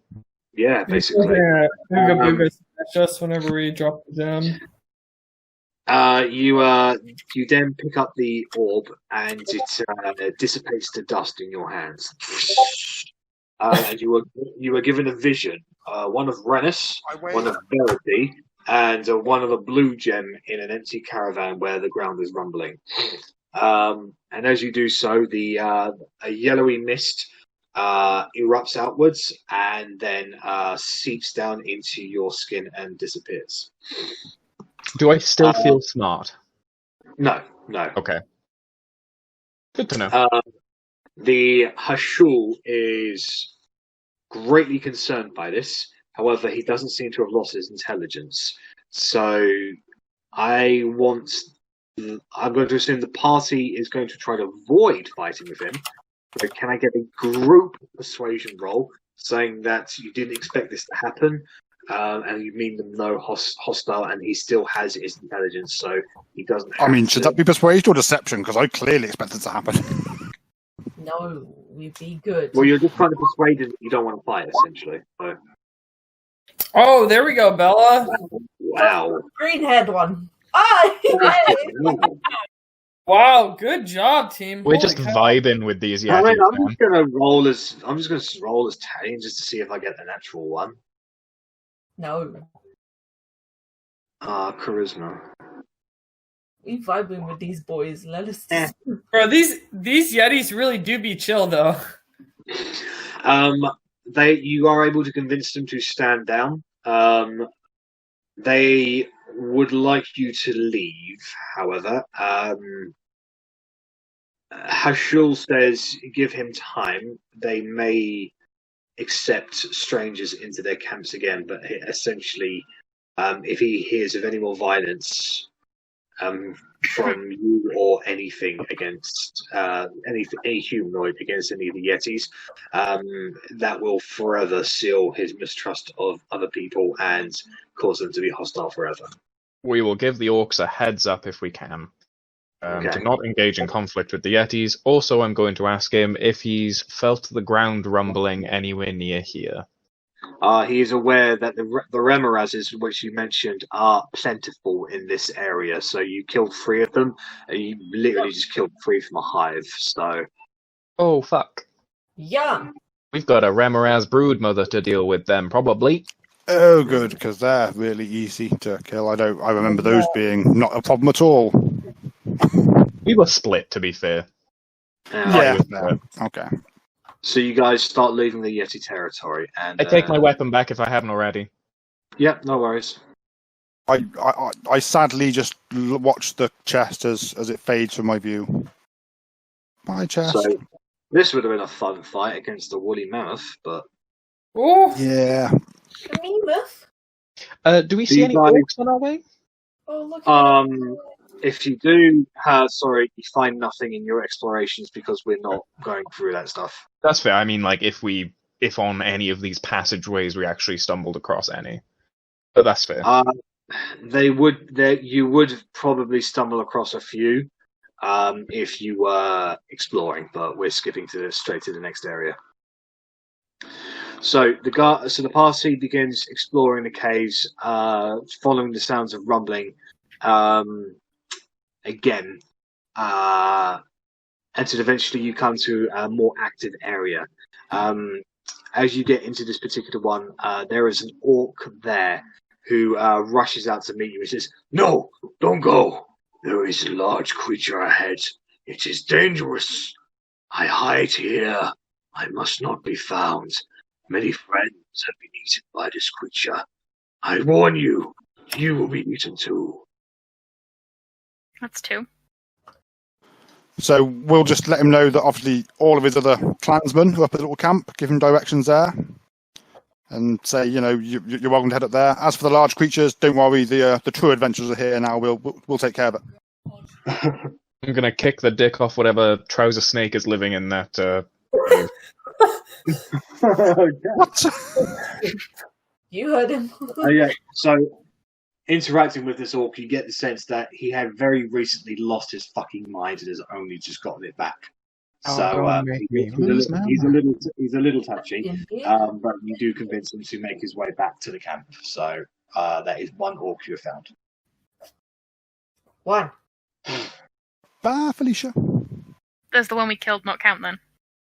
The one you killed has already been reported to Grad. So there's... What I told was Kurazol killed him. Remember? You mean the one Kurazol killed? We didn't kill it. That's 2 of 8. That's fine. 2 of 8. Actually, yeah, I'm going to mark that down in my inventory, in my bio, just to say 2 out of 8 orcs. Alright, so you guys continue onwards into eventually following down the corridor, you come across to a much wider and open area. In the middle of this open area, you find a plinth of a blue orc.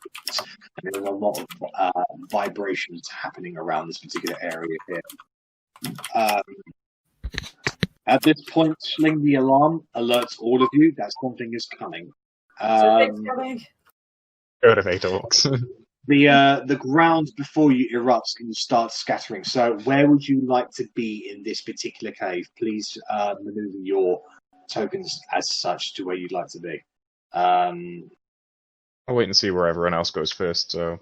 Well, I'm going to try and go to the top left corner if it lets me. The schoolboy with a crush is going to stick by Arrabella. He remembers me now then. Yeah, no, he remembers all of you. He's got. It took him 8 hours to get all of his memories back. I'm gonna be about here-ish. Yeah, I'm happy with that. Yeah. Cool. Okay. So as you scatter, the ground around you erupts outwards. Wait, shaking on the floor, yeah? Pardon? Shaking on the floor, and this is the last orb, yeah? Yeah. Yeah, I'm casting fly on myself. Okay. All right. So Anyone else want to fly? Yeah, go ahead, Mickey. Magic roll, please. Ding, ding, ding. If anyone else wants it. I mean, Rennas quite like to fly, but I don't want to steal it from anyone else.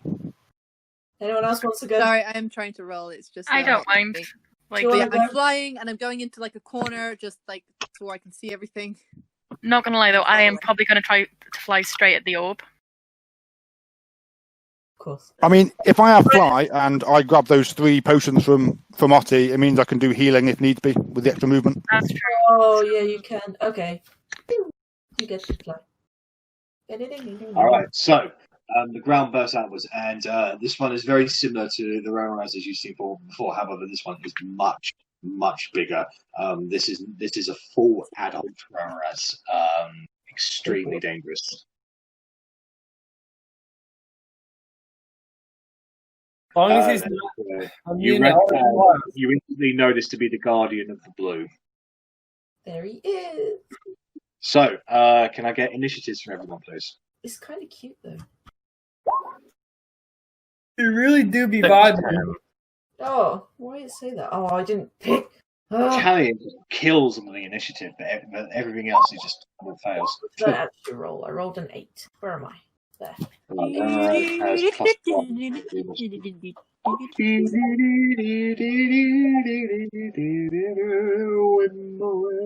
See, I might not have clicked my token, but I fixed it. Oh, 19 from the Rennas. Or the Guardian. I'm fucked. How's that dex bonus working for you, Korgrin? Yeah, indeed. Yeah. Fucking min-maxes. Alright, so whose initiative is wrong? I fixed mine. What's the Guardian's dex? I assume it's a plus 1 from the Guardian. I'm a +2. Okay, so you go before him. And he goes after Otti? Yeah, apparently Otti just kept on cutting in line. Whoop whoop. Okay, so that all heading straight into it. That brings us to Talion's. So he will immediately take 2 attacks against it. First one is a hit. The second one misses. So 8 piercing damage against that one. Barely even scratched the Remoras. It's a big fucker with a lot of HP. However, he is going to back off a bit. Loic, it's your turn. Let's cast a Hex on this guy as a bonus action, targeting Constitution. Okay. And we're going to use my Eldritch Blast twice. And I'm assuming this guy is too big to be pushed. 2 misses, right? Yeah, one missed, the other one goes and nothing comes out of your hands. Good for me. One miss, Alright, one so you are. Okay, Arrabella, you're up. I'm going to make a dash for the orb. Okay. So do you want to spend an action to pick it up? Yeah. Alright, so this is an orb of, as you get closer to it, you feel both simultaneously hot and cold at the same time. Almost as if you're in the middle of a freezer and a burning oven. It's quite an overwhelming sensation, but as you pick it up, it crumbles to life in your hands. It disappears. A mist seeps from it, and it attaches itself onto his body and seeps down into your skin. And you were given a vision, one of Rennas, one of Korgrin, and one of Verity.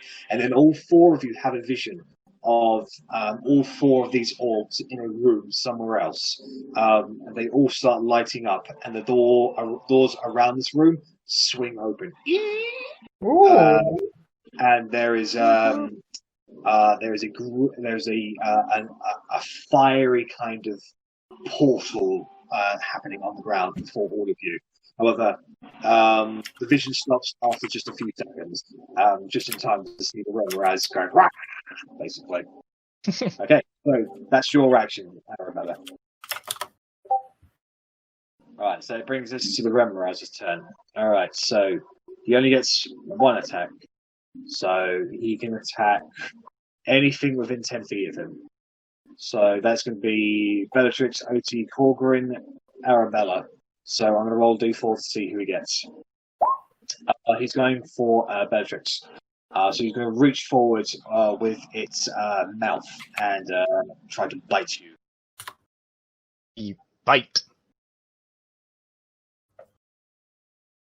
So it has a plus. Shit, man. He's got a plus 11 to this. So 15 to hit. What's your AC, Bella? Me? Yeah. Yeah, 15, sorry. I thought Alright, you said so that is a hit, unfortunately. Okay, so you are not raging at the moment. Ooh. Alright, so you take 9 points of fire damage. And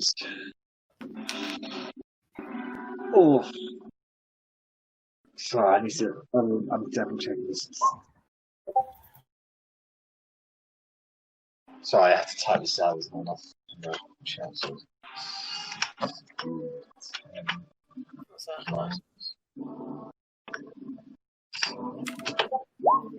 Take 55 points of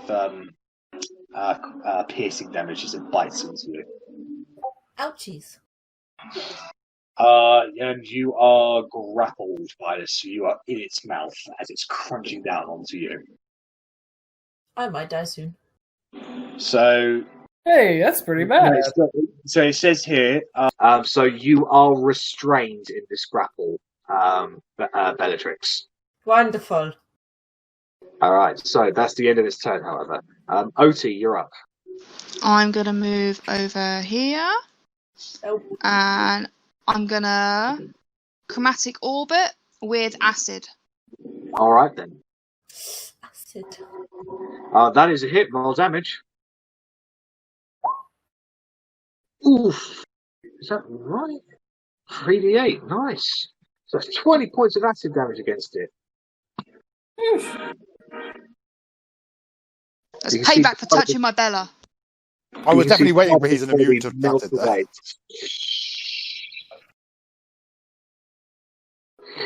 All right then. So is that your turn over, Otti? Yeah, that's it. All right, Verity, you're up. I'm gonna first level guiding bolt. Alrighty then, go ahead and make an attack roll. Right, it's going to counterspell that. What? No, I'm just joking. All right, that's a hit. Go ahead and roll damage.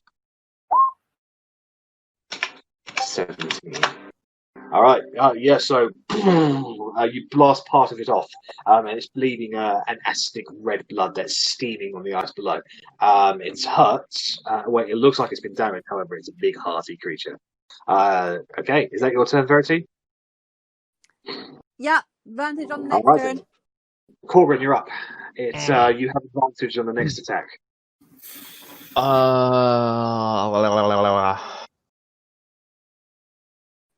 Okay.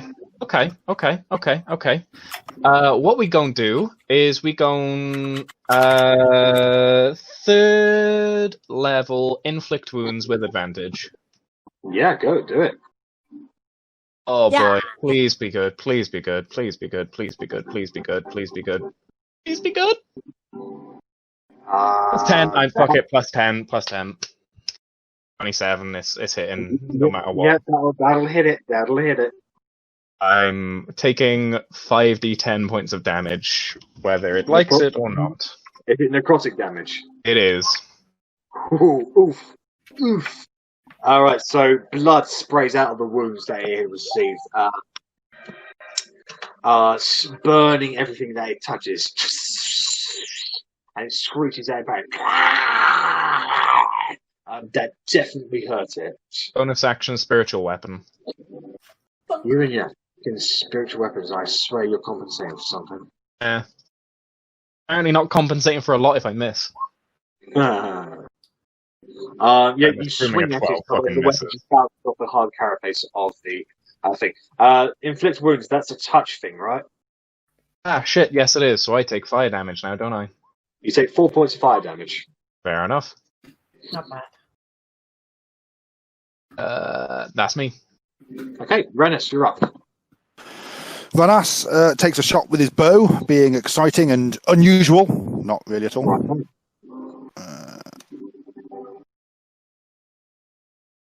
Even less unusually, he misses.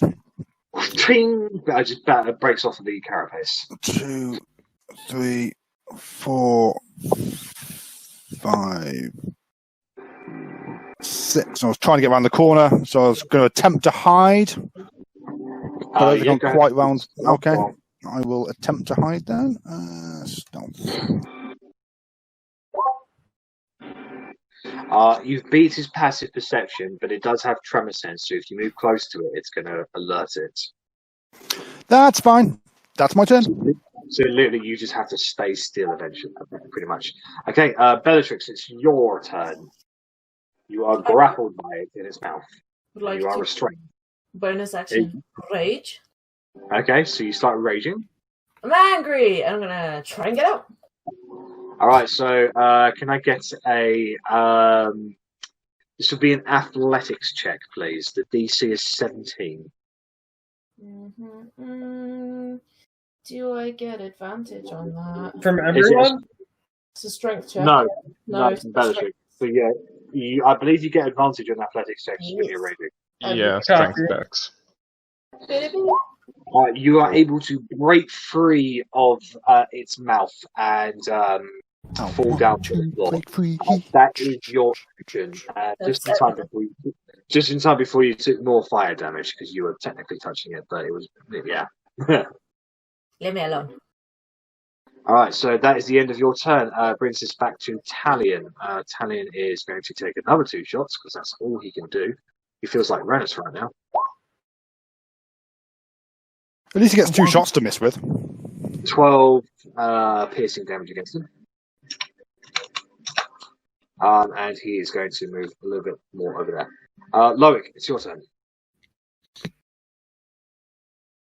I am going to get rid of this little weevil and cast Blight. Give me a con saving throw. Oh, it's pretty healthy. It's not proficient in anything, but it's pretty healthy. Oh, no, 9. Bless you. It's also Hex on Constitution. No, it's Constitution checks that has a disadvantage from. Not. Unfortunately, it doesn't target saving throws. It's extremely useless in that aspect. Oh, okay. I stand corrected. It really Assume that's why you did it. Like, if you gave something disadvantage on its strength, like Trigon, then when Talion went to go grapple him, he would have had advantage. The Trigon would have had disadvantage on that. So, ooh, look at that, Rennas. Look at that. That's just something you'll never be able to obtain. I cut off for a second there. I'm assuming you guys were just impressed. You can give me double the dice, I won't roll 51. I haven't hit anything in 2 fucking fights. Blind, spare me slow. We gotta bleach the garden of these weevils. Alright, so you can see its I am body done after that. evaporated of moisture for a brief moment, and it is half the size of what it was. I mean, it's still big, but it's a lot skinnier now. That did a tremendous amount of damage against it. It is considering running away because of that. All right, Arrabella, it's your turn. Okay, so I am going to basically come back from my vision and be like, and I'll poison spray. All right then, go ahead and make a raise. It's a save, isn't it? So yeah, DC 14 Constitution save. He makes the save. Okay. So it's only half damage, is that right? Yes. So that's 10 points of poison damage against it. All right, so it's I just need to double check something. Poison spray. 10 feet, right? Yeah, it's just a range thing. No worries. Okay. Did you want to move anywhere, Arrabella? I'm gonna get a thing, but yeah. All right then. That brings it to its turn. Oh, if you move away from it, it's going to take the reaction against you. I know. All right, so plus 11 on this for the reaction. That's 22 to hit you. That hits me. You need to stop telling me when it gets pluses as well. Yeah. Everyone, please remind me before I attack Arri to make sure I hide the roll. Okay. So that's a hit. Oh, fucking hell. All right. Ready to go So unconscious? this is something you can do a reaction against as well. This is 6 points of fire damage. You can halve that with absorb elements if you want. And it's a reaction. Yeah, absorb elements is a reaction. So I'm going to take that 6 points. all right then. You get resistance to it afterwards, though. You do. I do, but it sounded like there was going to be something else after that. Yeah, a whole lot of piercing damage. The piercing damage comes Yes, it's next. going to be piercing. A 6d12 plus 7 piercing damage. My God. My God. I think a 6d12. I think that was what the straw was. I mean, it can only has one attack, but what a fucking attack it is. Okay, so that's 6 fire damage against Arrabella. Dorbo's killed me. And 34 points of piercing damage against you. And you are grappled in mouth. What? I didn't want to be grappled. It's just a thing that happens when you get hit by it. Oh, you moved me away before I sorted out my things. There we go. Okay. Right, so that does bring it now to Remorant's turn. So you are in its mouth. Yum. This is where I die. Oh. Okay. Alright, so it's going to make it can only make a bite attack against you, Arrabella. Oh. Right. You rolled before I could say anything. Yeah. Fucking hell. You know what the math is? Yeah, it's 20. Yeah, I'm going to raid my shield. And you didn't do absorb elements, did you? No. So which means you still have your fucking reaction. So it tries to clump down onto you. However, you erupt your shield and it forces its teeth back, just preventing it from it's like inches away from your face, and you avoid the damage. And there goes my shield for this long rest. I'd say it's a fair use. Yeah. I'm now it's going to use its movement and it's going to burrow. Taking Arrabella with her. Bellatrix and Korgrin, you do get reactions against them. Do I get a reaction and my hammer? No, the hammer doesn't get a reaction. You're at advantage. Oh, yes, I am. Oh, you got it. That's a hit. Let me just... I think... so that's 12 points of damage against him. Korgrin, you take 12 points of fire damage. So you give him a some. That is just a hit, Bella. So you prevent the Remoraz from leaving. He's not moving. Nice. Roll damage. Nice. 6. I'm using the longsword. Oh, I've got it on here now. I can use it. So that is another 7 points of magical slashing damage against it. Yes. And as you slash it, flames reef out from it. You take 9 points of fire damage. Bye. How much do I have left? 7. Yeah. Please. All right. Unconscious. I can't. Okay, it's just the Otti's then. Alright, I'm going to step forward next to it and then shut up. And then I'm going to hit it with the battle axe. All right, I can second. At advantage. Oh no, she's unconscious. Yeah, she's unconscious. Yeah. That one is going to be a miss. However, you do strike it. You just can't get through the carapace. However, flames reef out and overtake you. You take 11 points of fire damage. Alright, I'm going to hit it again and just take the damage and add it together. Okay. The second one is a hit, so you take 20 points of fire damage in total.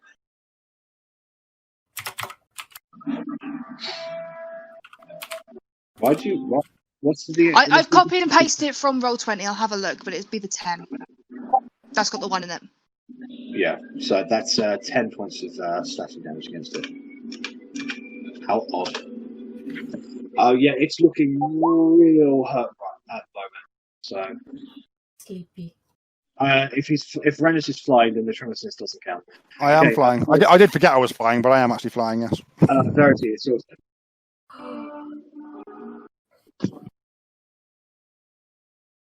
Okay, so I'm going to once again first level guiding bolt. Yep. And then I'm going to do a healing light at Bella. Okay. Do the attack first. Hello? Oh, spicy. Oh! No! Fuck yeah! Hell yeah! I guess do the first one. 18 doubles. 36. 36 points of damage against him. Alright. Yeah, he's from that it blasts straight through the side of the Remoraz, and blood is flying everywhere. It's very, very hurtful now. No wild magic surge today. And you do the 3 HP to Bella. Thank you. Alright, so that brings us to Korgrin's turn. Do we big dick it? Do we big dick it, lads? You got advantage. We're gonna do the same. Oh, it's big dick every day. Last Big turn. energy. 3rd level. Inflict wounds. Don't tell me the roll. I will. And just like that, we've been demonetized. Potentially +10 it because I've got 1 use So left. you take 14 points of fire damage from it. Where is it? Spell attack. I'm +10 in that. Okay, so that's going to hit. Roll 5d10. Ah. Positive damage. How do you want to kill it? Yeah. Nice. I want to make it bite its own tongue and accidentally spit Arrabella out at the same time, but then it starts choking on its own blood and dies. Okay, so the wounds, the hit wounds spell courses through its body. its paws, everything wounded about it just starts spraying out blood. The creature just goes and spits out Arrabella, causing her to hurtling across.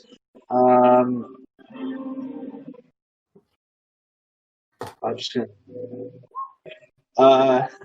Talion catches you before you hit the floor. However, the creature is just swaying back and forth, blood pouring everywhere. It falls down onto the ground, and then slides back into the hole from whence it came, leaving a trail of orangey blood behind it.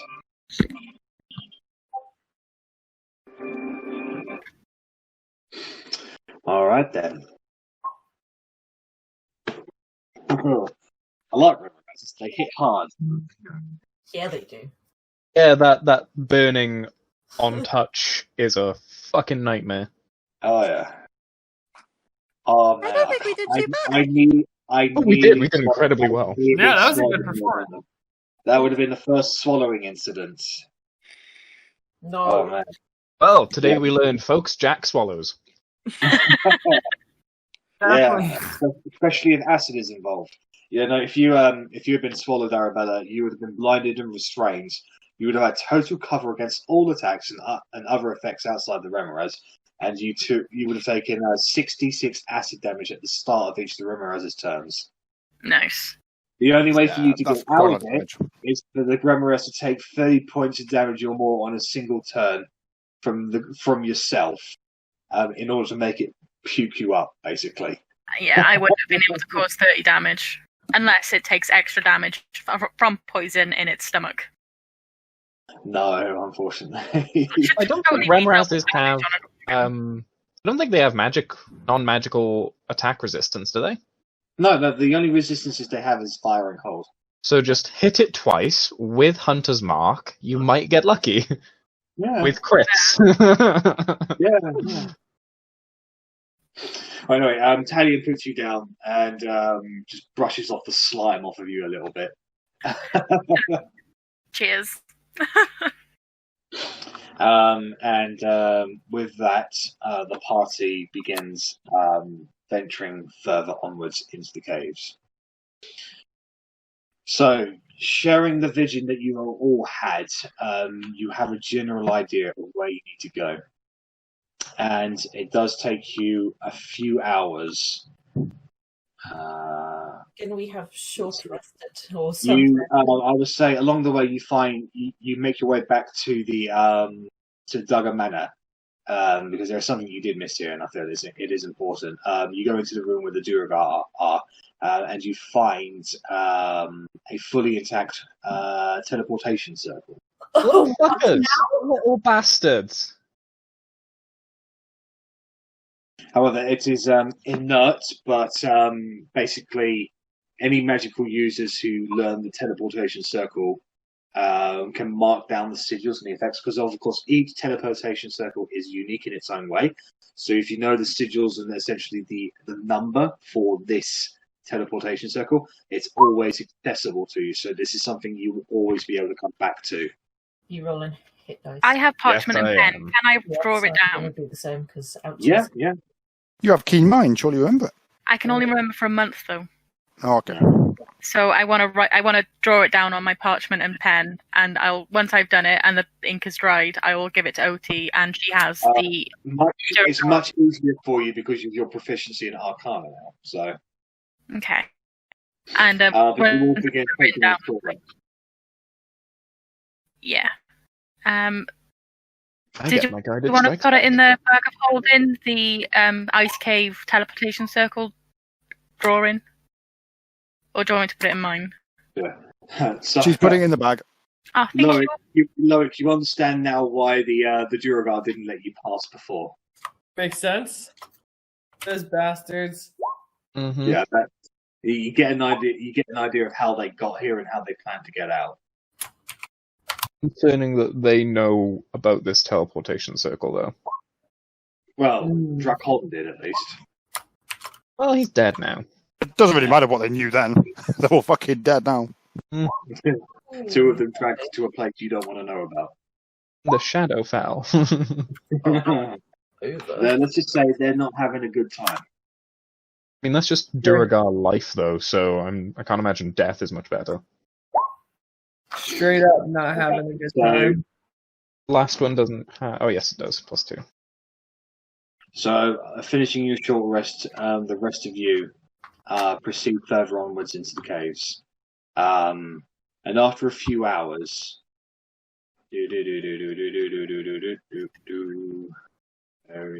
I've left someone behind.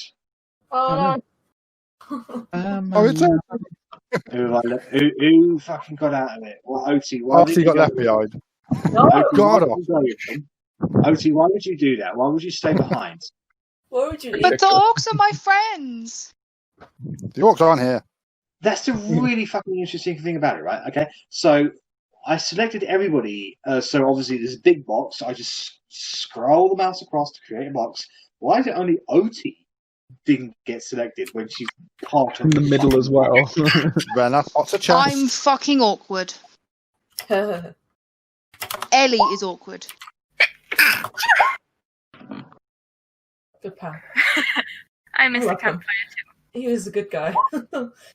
So as you get into this part of the caves, you notice the door ahead of you it looked like it was previously sealed, but it also looked like the door that swung open in your visions. You venture further in there, and as you do, there are 4 spherical, almost buoyant, watery orbs just floating in the air. 1 red, 1 green, 1 blue, and 1 yellow. Each one emanating an energy about it. The green has a slight gravitational pull towards it. The blue has extreme fluctuations of temperatures in it. The red has you can hear whispers coming from just a few odd whispers, very faint whispers coming from it. And the yellow kind of enhances your senses a bit. Stand under the... Now that you're in this room, what would you like to do? I run to the red orb because it's now my friend. Okay. Everyone go to your corresponding orbs, please. Mm-hmm. There's no orb. I would assume everyone to their corresponding colours, but we need Verity to do hers, but obviously she's not here, so... You able to hug her robe? I assume hug Verity my would orb! do. She hugs her robe. There we go. Okay. So as you go up to the Magic orb, of streaming. as each of you go up to your corresponding orbs, and you touch it, it has a wet sensation to it, and it kind of like slips to you. I think like Play-Doh, when you put your finger in Play-Doh and then you bring some out, some of the Play-Doh sticks to you. It's kind of like that, but it sends ripples across all of the orbs, and the energy quietens as you do so. Are the orbs big enough for us to actually step inside? Yeah, they're like. Have you ever seen those Zorb balls? Yes. Mm-hmm. I step inside. I push into my orb. So you do that, and it is a wet, cold sensation all over, but you disappear into it. I'll do the same. So Korgrin, you do the same. You have you have the same sensation. Talion sees that happen, looks towards Verity and Arrabella and says, "Wait, are you sure about this? We have no idea what this is, what it's doing." Too late. I try and yell out. You got any better ideas? Yeah, leave it alone. Any better ideas to get what we need from them? Well, what do they give? I don't know. And I pop into the orb. Verity does the same as well. Okay. So, Rennas, you were first into there. I was. You feel a compressing sensation all over your body. It is weird, to say the least. It feels like you can't actually breathe until you do take a breath, and it's a strange sensation. You are breathing through water, You do not see the outside realm. You are now in effectively a cloudy, endless purple void.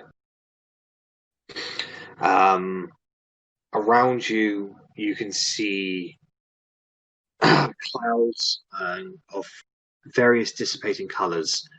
You're floating through it all, a maelstrom of winds and endless skies. Eventually, something comes out from behind the clouds themselves. It appears to be a ship. A strange, almost alien-looking kind of ship. It's made of wood and it has sails. However, it also has sails at the sides that almost make it look like wings a little bit. And your best guess is that it is the kind of ship that sails on air. And it is coming directly towards you. You cannot move. You cannot do anything about the situation. And eventually the ship pulls up beside you, and you see humanoid individuals standing on the edge of the ship. They have green skin and the greenish, bluish-like hair. They are adorned in clothes. They do look humanoid in nature. However, they're just wearing very strange garments. And as they speak, it's an echoey kind of sensation that emanates all across around you. I think det mer tradition. It isn't I couldn't tradition. And that echoes and echoes and echoes, and eventually you hear whispers coming from other places on the ship in the clouds around you. What do you do? Can I speak? Yeah. So I call out in Common, Elvish, and Dwarvish in that order that I do not understand you. He responds to you in Common. He says, "You are a stranger here. You bear the soul gem." We are being hunted, and we came across these gems, and we are trying to see if they can help us fight against this evil that hunts us. You will find no recourse or sanctuary in Astral. We are not looking for sanctuary, we are just looking for a way to defend ourselves. There is no defense to be had against destiny. I do not believe in destiny. I believe destiny is what you make it. Oh, I like that. Wise words from a planar. Go back to your realm and take the knowledge that you have earned of Githyanki's respect. Of whose respect, sorry? A Githyanki. Oh, Githyank. Okay. Do you want me to get that out for you? Please. So I guess at that I try and step out of the orb and return back to my own realm.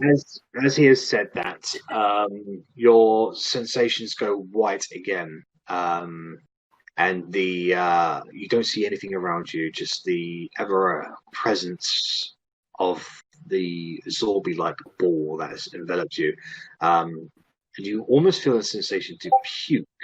However, expunged from your body is that red mist that seeped into you. And it says, "Your soul has been cleansed. The way forward is opened." And you are ejected from the ball. Boom! Yeet. And the ball itself just becomes a solid stone structure that just floats in the air. Korgrin, the same sensation happens to you when you step into your ball. However, you are gifted. You are now in a realm full of gears and mechanical constructs. You are in the middle of a plaza of a city, and the buildings shoot up as high as the eye can see. You can barely even see the sky. However, you are on a platform, and you look down, and it looks like the buildings go down as far as you can see. Everything is made of some form of metal construction. And the denizens around you are small box-like creatures with tiny little limbs and wings. Some of them have got one eye, some of them have got a few eyes, and they're shaped. Some of them are triangles, some of them are squares, some of them are circles. They are very, very strange to behold. Until eventually one has 2 eyes and 6 arms, flies up to you, and it says, "Does not compute. You are not Perseus of Mechanus. What are you doing here?" Oh, you're brilliant. I stepped into an orb and got teleported here. You are possessing of the mind gem. Your intellect, your established wisdom is much higher than regular mortals. Do you understand what this means? No, please, tell me. It means that you are worthy of the mind gem. It means that the ancient prophecy has come true as decreed by Mechanus.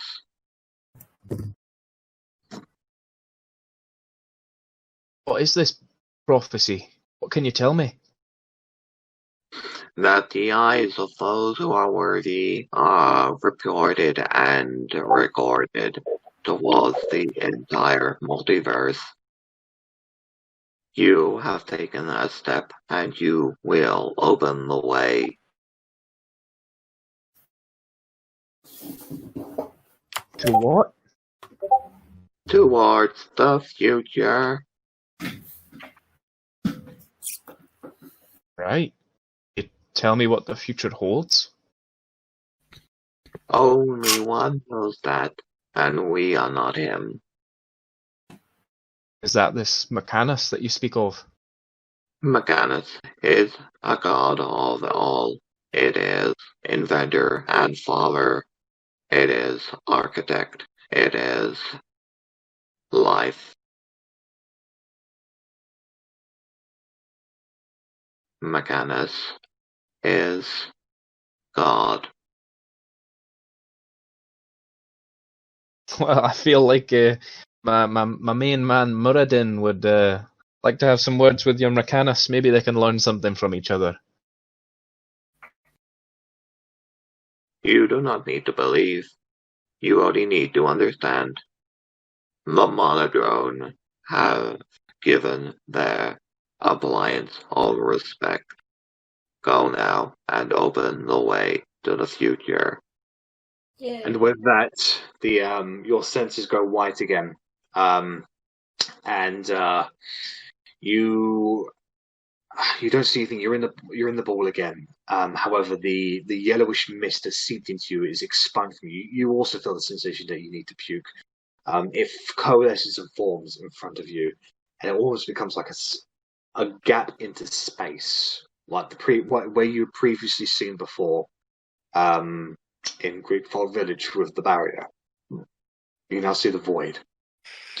And a female voice expunges from that gap. It says, "You are chosen and worthy of all that you know and do not know. Mechanus has his eyes on you.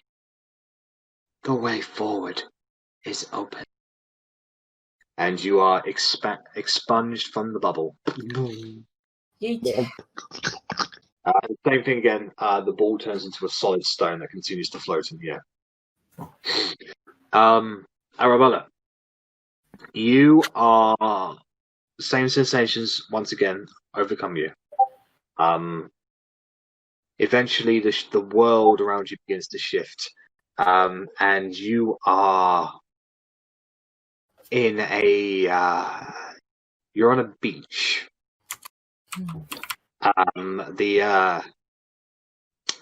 The air is extremely hot, yet somewhat pleasant from the constant sea breeze and spray of the water, which is rather cold. However, it just kind of intermixes with each other and just creates the most pleasant environment. You look around you, you can see palm trees, perfectly green grass. That it's of the perfect length almost. You look to the sky itself, you can see different moons, other planets in close-up proximity. And the sky itself has almost got like a purplish kind of tendency about it. Sounds gorgeous. Continuing to look around, you hear footsteps coming from behind you, and coming out of the trees and the minor bushes, there's a little girl, no older than 8 years old. Black hair, pigtails. She's wearing a flowery dress that goes down to her knees. She's got a few scabs on her legs, clearly where she's been running around and fell over. She's got a little bit of dirt on her cheek. And she looks at you and she just goes, "Oh, hi there. Hey. How are you?" I'm a bit confused, if I'm honest. But I know. So, what are you doing here? Is this an invasion? Do I have to get the guys? Don't worry, it's just me. I'm not an invasion. I'm barely as tall as you. You are a little taller now. I'm barely taller than you then. And I just give a sweet smile. As she returns that smile.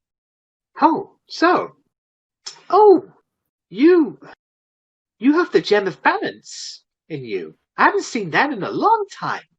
I'm just gonna... Yeah. So, you're at peace with everything around you, is that right? I aim to be. Well, that's a very noble goal. The purpose of the gem was so that those who selected it would be perfectly, balanced with everything to create the sweet, soft little middle. And from her hands emanates a little cupcake, just like this. It's soft on the outside, but gooey on the inside. Separately, they have their own qualities, but together, I could eat 10 of them and not be full up. Well, I'm kind of like a chocolate caramel. I'm hard on the outside, but I have a very gooey, soft center. Oh, stop it. You'll make me want to nibble on you. Don't think I'll be quite as delicious. Gone. So, would you like the cupcake? I'm okay for now, but who are these boys that you mentioned? Oh, they're the archangels. Angels? Yeah. Oh, they sound fascinating. So you might, I guess you just don't know a whole lot at the moment. You're in Eden. I'm in Eden. Yeah. It's kind of like a community hub for a bunch of really powerful deities to come together and just sort of like share knowledge of stuff. I mean, like I hang around here because I've got my friends. It's sometimes we don't see each other for eons, and so I just like to check in on them. But yeah, no, it's more of a social thing, really, more than anything else. Do you know Grace? Wait, one moment. And her eyes gloss over white for a while, and you can see almost a pulsating energy coming from her. that then returns into herself and envelops around her head, and her eyes come back into the same greenish glue that you saw previously. Yeah, Grace, she's your grandma, right? She is. She's in a lot of trouble. Oh no. Yeah, no, she's been demoted and she's having to do, I guess, community service. Is she okay though, other than being in trouble?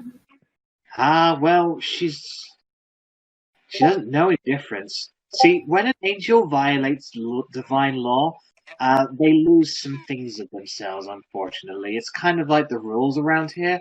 So, if you met her again, she might not remember you. Right.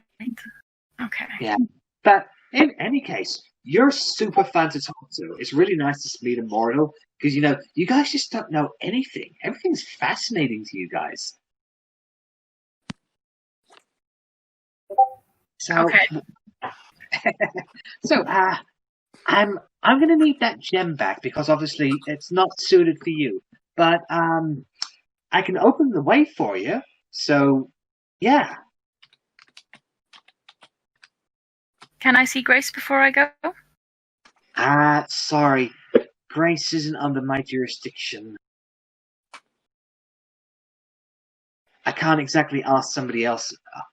It's kind of like, you go around to a friend's house and you ask if you can take their dog home. But it's the wrong analogy because you guys aren't dogs, you're real people. It's kind of like, it's really hard to describe without somehow offending mortals, I find. But she's vowed to someone else, and you can't just go up to that person and ask, can you have them for even like a moment? It's like a massive insult. Right, okay. So you can't take me to this person and I can't talk to them? No, you're stuck to Eden for now, but I think it might be best if you go back, actually. I like you. Just to say, you can go back home and tell them that you have you've got the respect of Balder. Balder. Do you mind if I take that cake with me? Of course. And she chucks it to you. And I hold it onto my hand and I'm like, it was a pleasure to meet you, Balder. I hope that one day I will be worthy of the balance. Of course. Well, tatty bye. And your vision goes white again. And once again, you are filled with the sensation that you need to puke. The bluish mist seeps from you. It coalesces in front of you, and you can see half of it is almost ice, the other half is fire. But the point in the middle is just serenity. A cupcake. Essentially, yeah. And you hear a voice emanating from it, a female voice, different from the last, and it says, "You have earned the respect of the gods, and you have earned the gem of balance. The way is open to the future." And with that, you are expunged from the ball, and the ball itself becomes solid rock floating in the air. Cake, anyone? Yeah. Okay. Feeling sick right now. Verity, the same sensations happen to you. You head into the ball and you are met with a whiteness all around you. Until eventually the area shifts, zoom, zoom, zoom, and you appear on a plain, a grassy plain in the middle of hillsides. It looks just like a regular old plain somewhere in Windward, really. It just looks like a place. And then in the brief moments, the earth around you ruptures like a massive earthquake. A mountain ascends from the ground, destroying all around it. It goes up taller and taller and taller, probably about hundreds of feet in the air. That's the top of it. As you do that, you can see around you the the the clouds start forming into a dark tornado of torrents and energy. And eventually it reaches the bottom, and the tornado itself, it begins to grow two limb-like appendages, and you can see yellowish slits in the center of it that almost look like eyes in a way. And at that same time, you can see the ocean starts to descend in on itself, starts forming upwards, and it becomes solidified ice. It's solidified water, not ice, but like solid water, effectively. It looks like a humanoid female, but hundreds and hundreds of feet tall. And then in another direction where you can't see these huge entities, a volcano erupts, and out of it, lava and magma spills forward and starts creating building blocks of a gigantic entity with about 6 arms and 2 heads. And you are surrounded by these creatures as they all look down at you. What do you do? So this is the AA meeting, right? Good voice, says the rock. Okay. What would you like to do? Did he just talk to me in something I didn't understand, or did I just... Yeah. And it was a booming voice, almost literally the voice of itself, of it's nearly made an earthquake. Okay. I'm just gonna, I'm going to assume they can't hear me from so far away, being so small, so I'm gonna, message up to one of them, do you speak common? Tell him you can smell what he's cooking. Mary! Yes, I can smell what you're cooking. It smells like sulfur. I'm so scared. 4 beams of light shoot out from the chest of each of the entities, and they meet in midair. And it creates a pillar of light leading downwards. Probably lands about 10 feet away from you. Okay. And you stare at it for a moment until eventually an entity walks out of it, maybe about 9-10 feet tall or so. It has 4 heads, one representing each of the elements of earth, of air, of fire, and water. It has a genderless light where you can't determine if it's female or male. It's just very much binary in that case. And as it speaks to you, each head speaks at the same time, yet you hear only one voice. You possess the gem of the elements. Elements, yeah, totally cool. Why have you been tall? I mean, they're already quite big. Why have you been chosen? I'm not particularly. I'm fanning my armpits at this point because I'm very sweaty and just well, I'm not particularly the strongest, but I guess I'm stubborn. If constitution could be considered just resilience against stuff. Very easily focused. The energies we possess would destroy a mortal. Clearly, you are something else. Well, I am mortal. Please don't destroy me.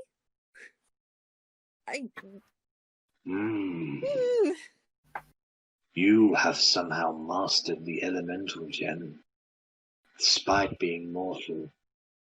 Unprecedented. Yet why do we feel unprecedented? That's describing my whole life. I mean, that's basically been our adventure to deliver this tribute. You no have wonder much that's to made it so far. about yourself and of life. Sorry, pardon?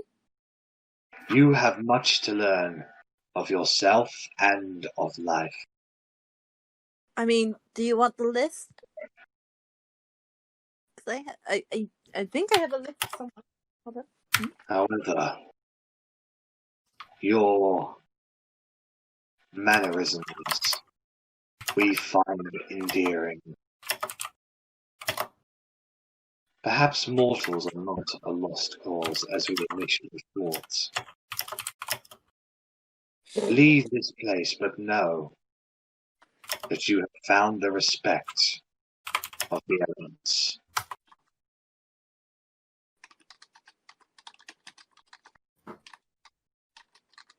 Is there anything you want to say to them before you leave?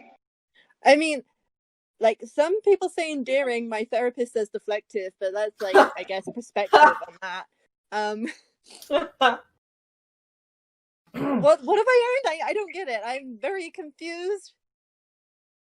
Can I use Alter Self to try and make myself look a bit more like them? Your spells do not work in this place. Okay, again, unprecedented. We are so vibing right now. Please don't hurt me. Your senses go white, and you lose sight of the hellscape landscape of the primeval earth. And once again, you feel sick. You feel the need to puke as the green mist expunges itself from your body and forms in front of you. And it becomes literally just a pulsing green power energy. It seems to almost suck you towards it. And you hear a female voice speak from it. It says, "You have mastered the raw elements of all. You have opened the way towards the future." And with that, you are expunged from the ball, and it becomes a solid rock. So Otti, Loic, Bellatrix, and Talion, this all happened within the space of about 10-15 seconds of each other, but they were all expunged at the same time. Jesus, did it reject you? Did it work? I don't know. Some people respect me, but I don't know who they are, so... Can I be, like, banging on the orb, like, can I return, please? Is there a return policy? I don't know. What the hell, dude? I got you don't want to be from an angel. Like, do I still have the cake from the angel? Is it You do. Angel cake? I met a bunch of little bee talking things. They spoke of a bloke called Mechanicus. They were weird. Bees? I met some weird folk with some weird clothes. Yeah. What were they called? called? There was a giant airship. The Gith Yankee is who they call themselves. Oh. So you all did cute things and I got fucking elemental giants. Hey, that sounds pretty cool. I met Bulva? I have no idea. It's Boulder, Balder. Boulder. Yeah. Boulder. Oh, okay. Oh, look, Boulder's Gate. Boulder. Oh. Boulder, yeah. The Boulder. Oh. Korgrin. The. Yeah. Korgrin, you're aware of Boulder. It is the god of beauty and poetry. I inform Arrabella of this. But she was a child. She was an adorable child. There's beauty in innocence, I suppose. That is true. And she gave me this cake. And she was Kill nice. ya. Eat it or should I? I mean, you should definitely eat the cake. If a goddess gives you a cake, eat it. I'm going to put the cake in my bag for now because I'm feeling a bit sick. Okay. It has a sweet aroma about it. Like, does sweetness make me not feel sick anymore?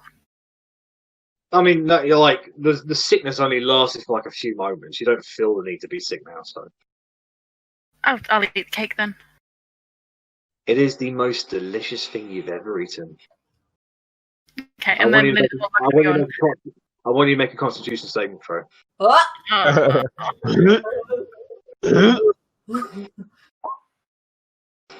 You fail. I need you to put a new flaw in your character. Oh Okay. no. You are now addicted to cupcakes. That's But- fine. But every cupcake you ever eat will be disappointing to you. Oh, That's that's so sad. That's like the worst thing ever. These are compared to 2 sessions ago. These are great problems to be having. I just want to Yeah. say, guys, like they're problems, but Yeah, no, I get it. But When I say just- addicted, I mean like if you ever see a cupcake, you'd be like, "Oh, I want that cupcake," sort of thing. But you won't That's go, fine. "I So, must have a I go cupcake. I into must have a cupcake." Harry No, should take up baking. It's kind of so like if I go into a city and I see a baker's, I'm like, oh, have they got cupcakes? yeah, basically, like you're in the middle of the town, you're thinking, "What do we do next? Want to see if anyone's got any cupcakes." I Sort mean, of thing. sure, it's a real thing. It's No, I basically had a- it's just a new personality flaw for you, essentially. So That's fine. I had a feeling it would be akin to taking the apple off the snake. it's a very delicious cupcake. So Apparently, the cupcake from the child. it's so good that it's ruined all other cupcakes for you, No, that's fine. and you'll So always I'll stick with this you'll always delicious see that high again. Anyway, Sounds like after Chasing the cupcake dragon. after a couple of minutes, however, Verity, you've seen this before. Each of the orbs, a white light shoots out from it, crossing in the middle. So streams of light from 4 different directions. And when it meets in the middle, it shoots downwards, and you see a wreath of flame start erupting around the base of it. Otti, Loic, and Bellatrix, you immediately step backwards as it is basically erupting around your feet.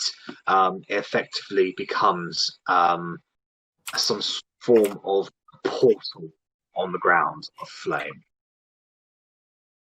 Well, do we begin? Yeah. Like, I mean, they became one person with 4 faces. can I do an Arcana check? Yeah, go ahead. I'll probably just be able to detect that it's magical. I mean, the thing told me that the future was open. Whatever this is, Arri, it's very old magic. Shall we do it? Shall we step through? Can I just like reach out with the back of the hand and just like get as close to it, see if what I feel as I approach it? It doesn't feel hot, but it feels like something. All at once? All in I'm game one. for jumping in. All in one. Let's go. Oh, this doesn't seem 3, right though. 2, Grab a travel 1. buddy. Jump! Guys, Tanya says, guys, I don't know about this. I don't know if we should go. Yeah, You said the same about the know. orbs. That was fine. We all met magical godlike people. You know. Take Talion's hand and I said, they said the way to the future would be open. Surely this is it. What future? Yeah, exactly.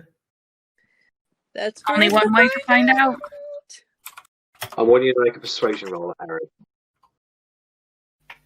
Do I get advantage because my No. damn.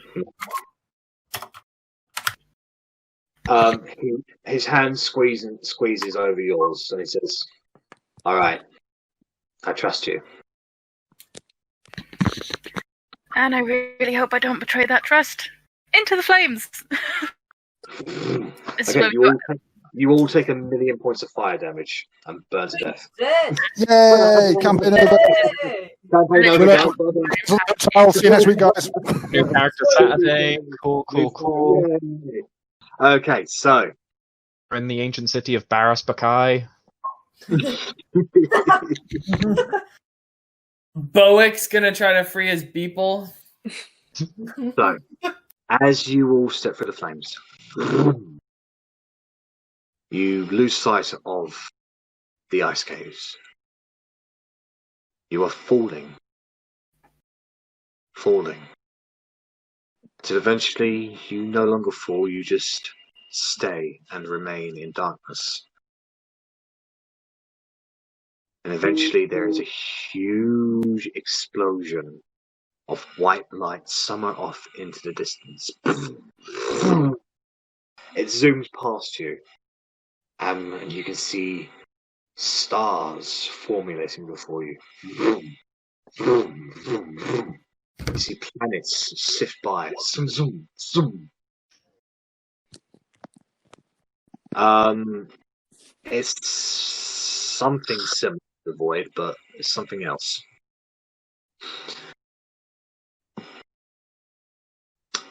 It continues onwards until eventually the area around you starts forming into something else.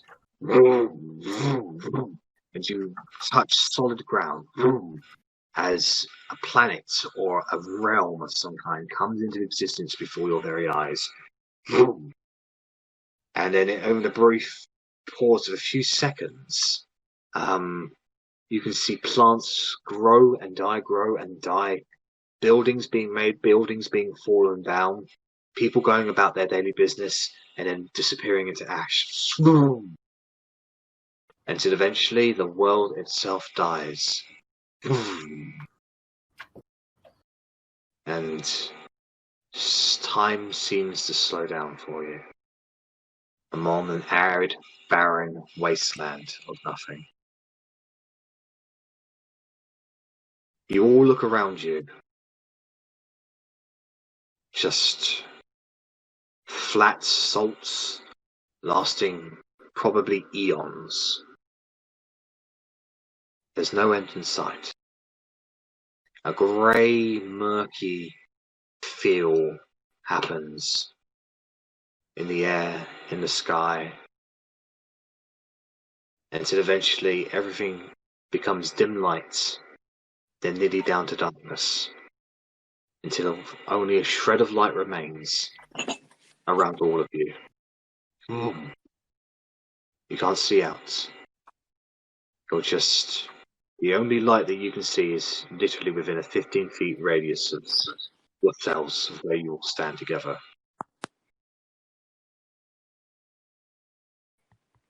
And then you hear it. Sounds of footsteps.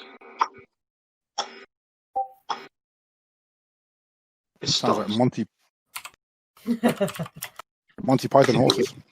And you hear a voice. Coconuts.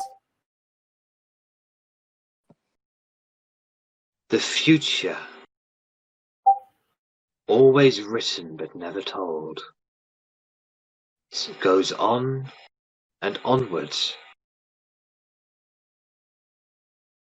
until it folds. Strangers of a distant land come together as one. And yet among you there is an odd son. Speak in riddles, and knowledge is gleaned.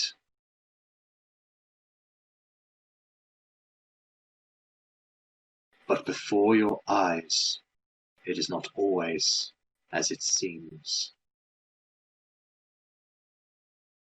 Speak your intentions. Speak your hearts.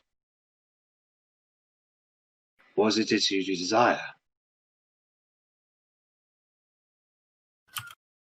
Beyond the mere of the senses art.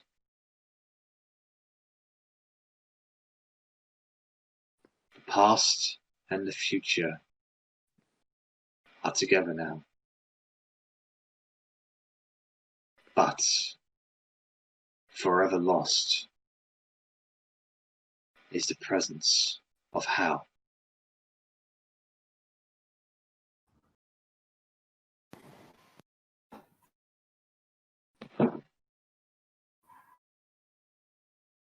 Silence. What do you guys want to say? Do? I'm quite sure, to be honest. I desire the power to make sure those I love don't die. an honest request for a simple mind. Take your power. I pray it is what you find. A bluish energy shoots out from the darkness and envelops Arri. She what, sorry? She disappears. Oh. I step forward. I desire to have control over my own destiny. A complicated request from a simple person. Take what you desire, and we'll see what rhymes with person. I've learned a lesson. Yeah. A complicated request from a simple person. Take what you want, take what you will, and may you learn your lesson. A blue energy shoots out, envelops you, and you disappear.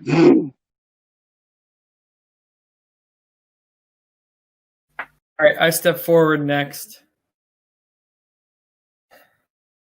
I seek the power to liberate my half-elf brethren.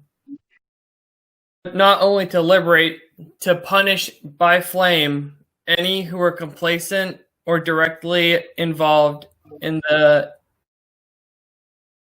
torturing and essentially repression of my people.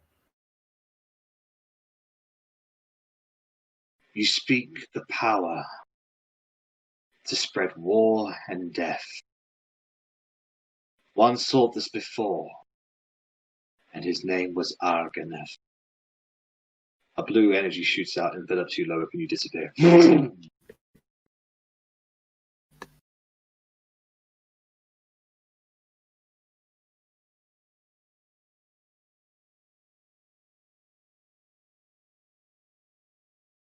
I'm going to step forward. Doesn't balance everyone. And I'm going to say, I desire to protect those that I love. That's what I was going to say.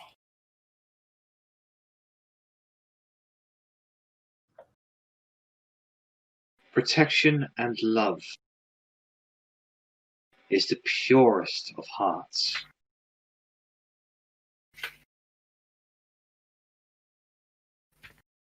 Take this gift, and may your future start.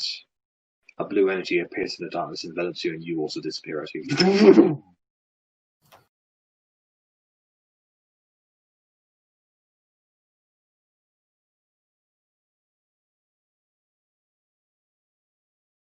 Bella's going to step forward and say, my desires are to protect, but also to bring peace to those around me and as many people as I can help.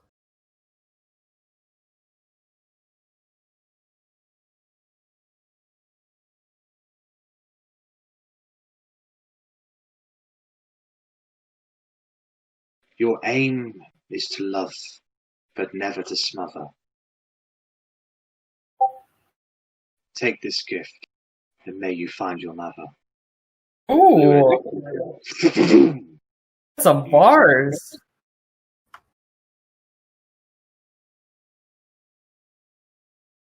Who's left? Korgrin will step forward and, trying to respect the rhyme, I wish to find my mother, for a son's love has no other.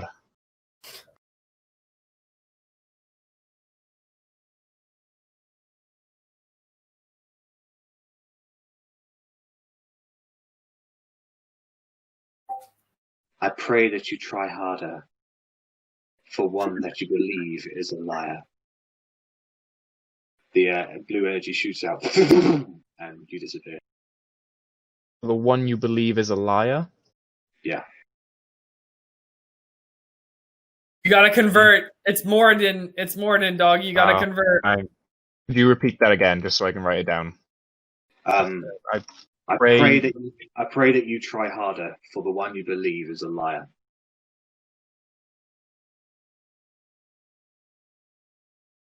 Thank you. I know who I that's. believe there's only 2 people left. Is that right?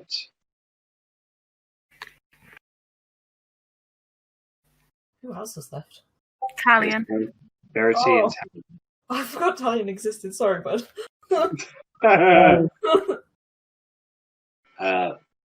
Verity, what will you say?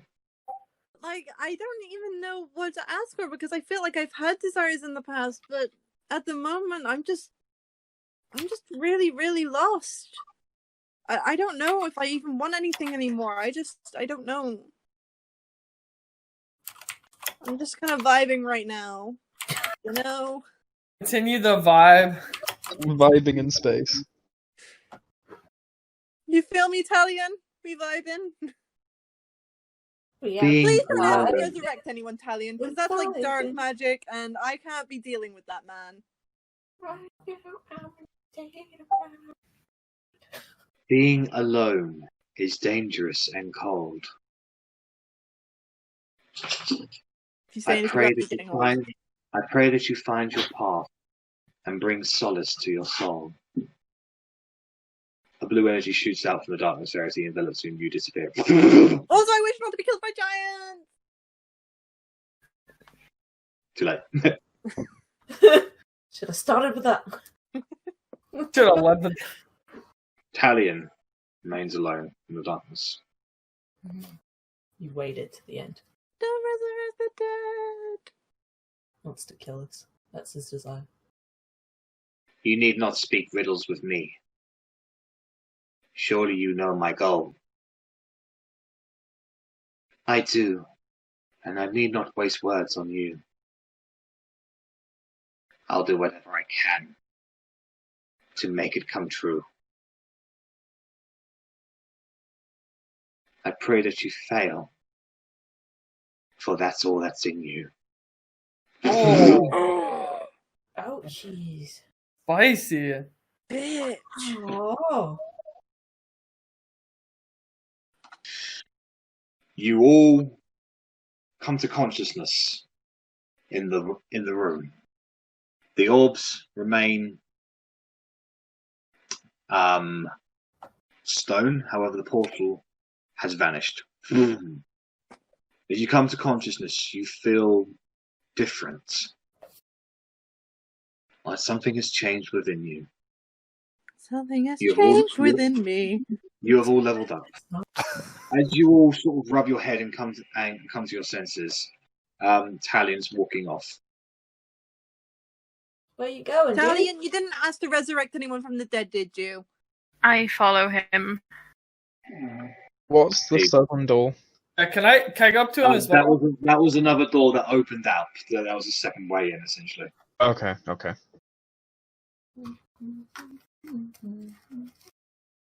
Well, at least the two moody people that like to walk off in random scenarios are doing it together, and I get up and walk after them.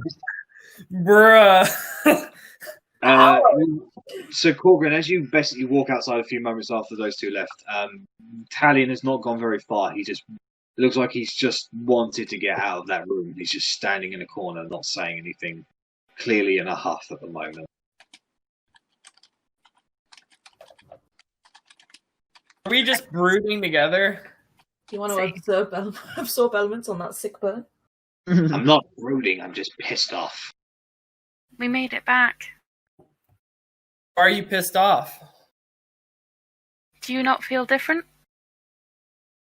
No, No? I never feel different. Crawling in my skin. I wish I could maintain the same, but I need Oh, yeah, to. I could have square up with Italian. Sorry, my bad. Wasn't Korgrin following them? Yeah, like, are you even here, Loic? Because at the moment, I believe it's just me and Talion, with Korgrin being a spy. Yeah, that's right. So, Loic, shut up, basically. No, Loic said he followed. I said I wanted to follow him. Okay, so Loic, you follow. Appreciate that, Bella. With Korgrin too. Everyone's going. To the whole Nah, party. I'm happy enough. No, I'm I'm gonna see if sitting I'm down. shooting rocks or something. What are you doing? So I'm assuming that you were all given something. I feel more powerful, so I believe I was given more power. Did you ask for anything?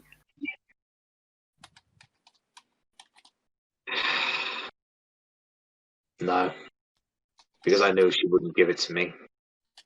Did you know who it was?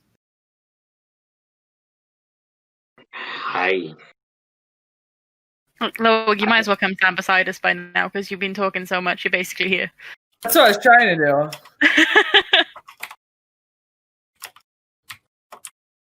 I have a few guesses as to who it was, but I can't know for sure. To be fair, Talion, it compared me to the demon that hunts us down, so I wouldn't exactly take what it's saying too seriously. The thing about gods, my friends, is that they speak their own agenda. Can I try and figure out which god that was? Yeah, sure. Go and make a religion check. Well, at advantage, but a 22. It's very, very hard to tell. You don't really know. I want to look over to Talion and just kind of offer my arm out to shake his hand. Listen, man, I pegged you wrong from the start, and I don't deserve it, but just want to tell you that I appreciate what you've done for us, and I won't forget that, because you've been willing to overlook what I've done, and you've been an asset to us. So for whatever it's worth, you have my thanks. He does shake your hand, and he says to you, "I still think you're an asshole, but you're an alright guy." And that's fair, but I do appreciate it, and I understand that someone can have a task that burns at them, so I hope you find whatever it is you're looking for. I have found what I'm looking for. Now all I have to make sure is that nobody takes it away from me. And what is it that you're looking for? You. All of you. And If there's why? one thing that the age has taught me, it's that you people, you're a family. I had a family once. I had two families once. Both of them were taken away from me. Where are you from? I'm from Jaristukai, originally.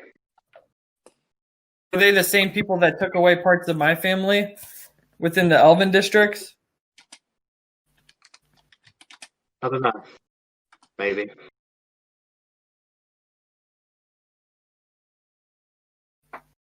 My heart goes out to you, my friend.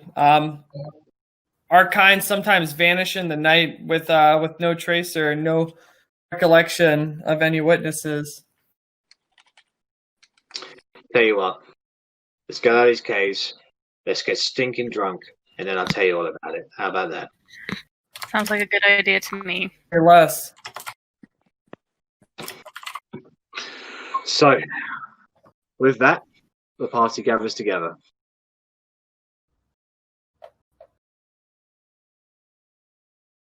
We leave Verity, Rennas, and Bella in the cave. Eventually, they freeze to death. Goodbye. Aww. Top 10 fairy tale. Well, nice knowing you guys. Bye. You guys following the direction of northwards. You get to about here or so. And then you notice a sign that has been made. It's a signpost that says, in common, danger, do not enter, big nasties within. To me, that reads Camp Sleepy Vale. Is that sign saying there's danger to the right or danger further up? Danger's into You get the sense that the sign means further into the caves from where you've just come from. Makes The sense. big nasties that you have all been dealing with, effectively. Ah. They have been taken out. Have I got anything to write with? Can I just write underneath the sign, very, very accurate? 10 out of 10. We'll press the sign. Yeah, you can. Yes, you can. Bro. So you guys proceed onwards. You should prick your finger and write it in blood. That'd be very, very accurate. Nice.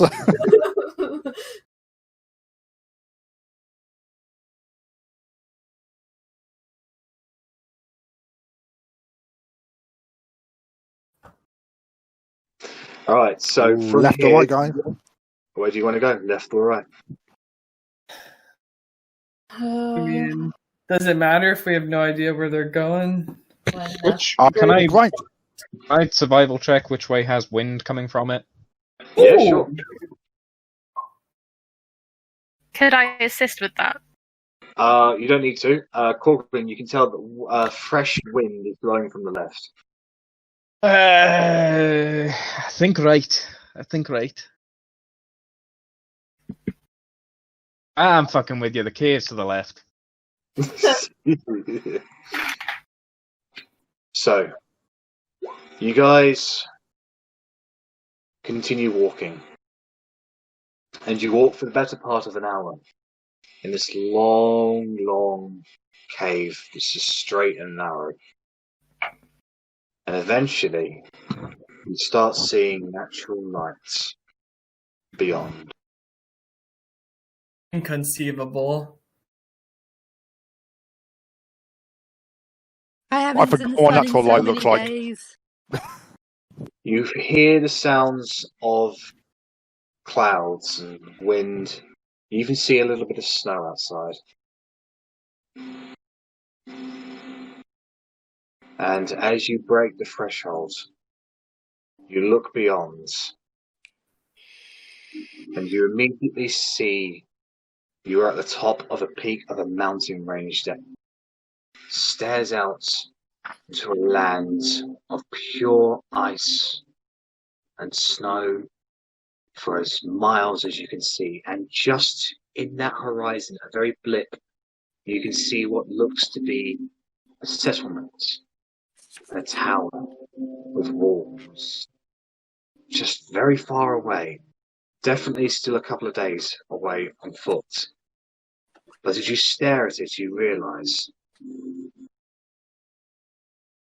this is the city of Dukai. You're nearly there. Loic, you stare out of it and you think, home. Whether that's a good thing or not, I don't know. Indeed. I kind of stand in front of the party before we go onwards. As you venture a little bit further out into this area, you all notice that there is a structure that has been built on this peak. A log covered in snow, simple dwellings. And before it, and in front of its door, is a man. He's currently just holding firewood, doing some chores. And he sees you coming towards him. Now, this man, he carries himself a bit of dignity. He looks a little aged. He has kind of thick black hair that's combed to a side and a black beard as well. He looks a little pale, like he hasn't seen the sun a lot. But he's wearing thick clothes to deal with the cold, effectively. As he sees you coming towards him, he calls out to you and he says, "Well, ahoy there! Don't get many visitors around this area. Well, what brings you around this area?" Getting out of the cave. You guys actually went through that thing? We didn't have a lot of choice, to be fair. You guys are crazy. There's so many dangerous things in there. I mean, there's a few less dangerous things now. There's still plenty, but there was a few less. Hey, well, that sounds to me like you guys have been through the ringer. Do you fancy a bit of shelter? Just for the night? Would you like to save? Yes, please. Check, please. Who lives this close to a shitty fucking cave? Oh, I do. Tell the truth. of people? I do. I like the isolation. I came out here just to get away from it all, really. Do you My name's smuggle Mel. half-elves out the city? You can't. He seemed honest. I mean, he doesn't seem like he's hiding anything. He just seems more or less surprised that people are here, effectively. Or it What just were you seems gonna say like his name someone was? is close to a secret exit. What I they don't would think do. we've asked his name. He was Well- about to say it. Well, my name's Malkaya.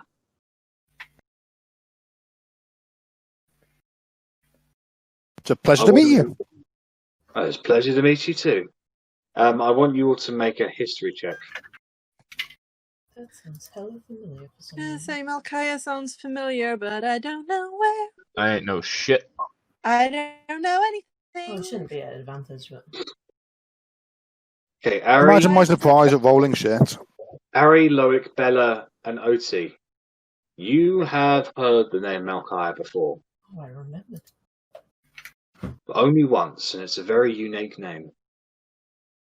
It was Why the do I feel name. like I've heard this before? It was the name of the eldest son of King Duma,